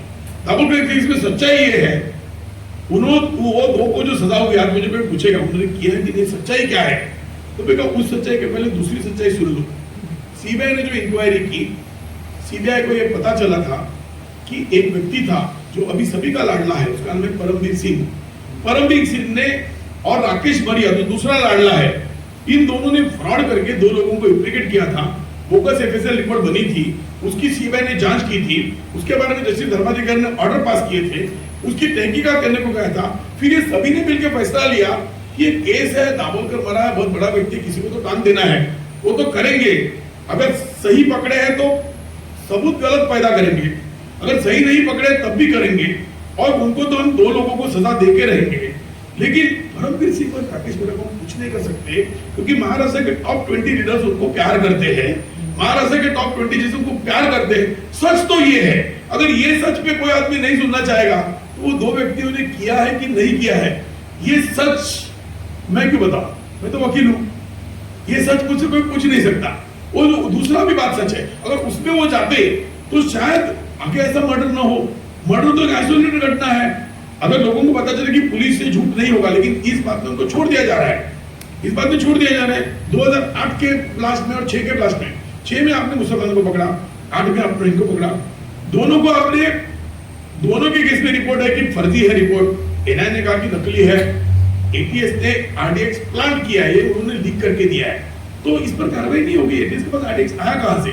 इसी से तो उनको धैर्य मिला है जब सचिन वाजे और उसने रखा है, सुनील माने ने रखा है, अंटालिया में जाके उन्होंने जिलेटिन रखा है। अब इस सच्चाई पे हम बात ही नहीं करेंगे, हम बोलेंगे गोवा में जो रखा था जिलेटिन, उसके सच्चाई में हम बात करते हैं। हमें सच चाहिए, आपको सच सुनने का अधिकारी नहीं है, क्योंकि ये गुनाह हो रहा है, इसकी सिस्टम रिस्पॉन्सिबल है। अब दूसरा सवाल आपका, धमकियां आना, कई बार हम लोग मैंडेट एक्सेप्ट करते हैं, अब वो कहां करें, पॉलिटिकल आइडियोलॉजी है। वकील नॉर्मली पॉलिटिकल होते हैं, इंडिया के वकील भी पॉलिटिकल, लेकिन भारत एक ही देश ऐसा है जहां पे रियली वकील पॉलिटिकल नहीं है। पाकिस्तान देखिए, सारा लीडरशिप वकीलों के पास है, तो to that extent Pakistan is more democratic than India. India में वकील कहां है? जब कुछ मिलने आता है तब वकील वहां पे चला जाता है। लेट मी से दिस, पॉलिटिकल पार्टी में यहाँ, तो यहाँ का जो पॉलिटिक्स है ना वो वेल डिफाइंड है, वेल डिफाइंड है कि जहां पे बेनिफिट आएगा तो they will be taken from the class, it is a elite class among the advocate. तो उसमें कोई एडवोकेसी के ऊपर से कोई पॉलिटिक्स यहाँ पे होता नहीं। इसलिए क्या होता है कि बहुत बार यू आर आइसोलेटेड, तो when to address the press, when not to address the press, when to talk in a gathering like this, ये कॉल आपको लेनी पड़ेगी, आपकी कौन सी, लेकिन धमकियां आएगी, और ये धमकियां आएगी ना, ये जो फिल्म में बताते हैं ना वैसी कोई धमकी नहीं आती, कोई भी आपको वैसी धमकी नहीं देगा, फोन करके आपको करेगा, क्योंकि वो धमकी खाली पर्सनल ग्राउंड पे आती है। और आपके पहले सवाल से इसका जवाब जुड़ा हुआ है कि अगर आप किसी केस में और एंथुसियास्टिक हो जाओ और करो तो शायद विक्टिम से आपको धमकी आ सकती है, क्योंकि वो हर्ट है ना। जब आप आइडेंटिफाई करो, वो सोचता है कि ये वकील साला हरामी ये कर रहा है, तो आपको धमकी आएगी, और वो नेचुरल है। क्योंकि देखिए, आप पुण्य के हिसाब से देखो, हमारे धर्म में भी तो हम कहते हैं कि वकील को नहीं लगता, लेकिन एक बात आप जान लो कि आपने रियल गिल्टी को अगर डिफेंड किया है और वो रियल गिल्टी उससे धैर्य लेकर के और गुनाह कर रहा है, बात तो आपको लगने वाला ही है।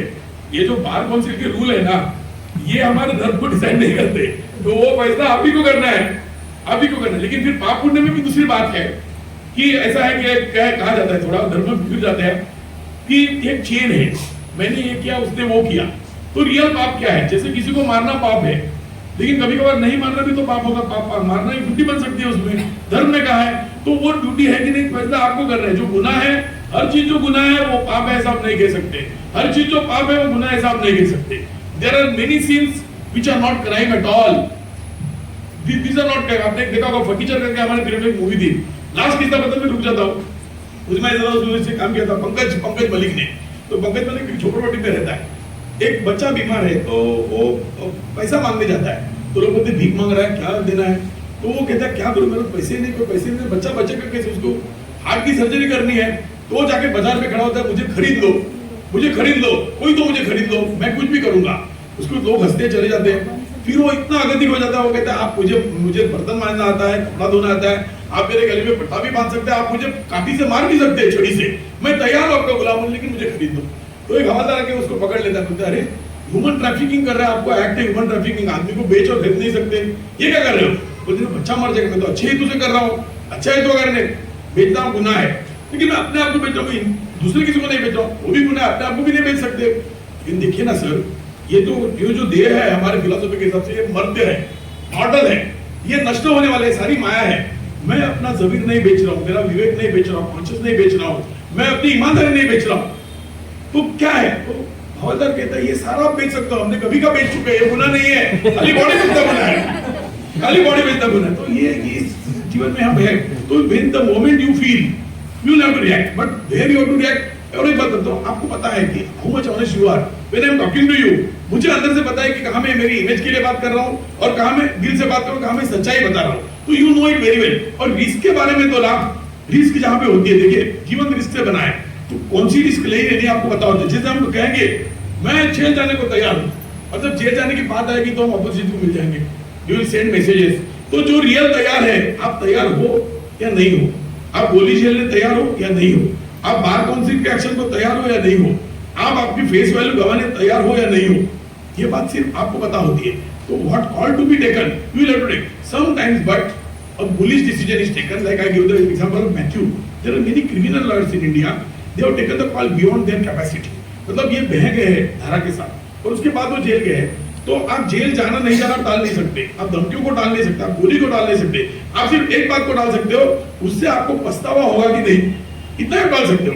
क्योंकि बहुत बार जब आप और एंथुसियाज्म में कोई बात करते हो, मतलब आपको कन्विक्शन नहीं है लेकिन आप फिर भी कर रहे हो क्योंकि आपको लग रहा है वहां पे सक्सेस है, तो बाद में फेलियर आ जाएगा। तो पॉलिटिक्स में भी आपने देखा है बहुत सारी कोलिशन होती है, फिर भी जाते हैं पछतावा हो जाता है। तो पछतावा नहीं हो, everybody will have to make his call and decide कि how much he will enter politics, how much he will talk to people, how much he will talk to press, how much. Sometimes ऐसे भी होगा बस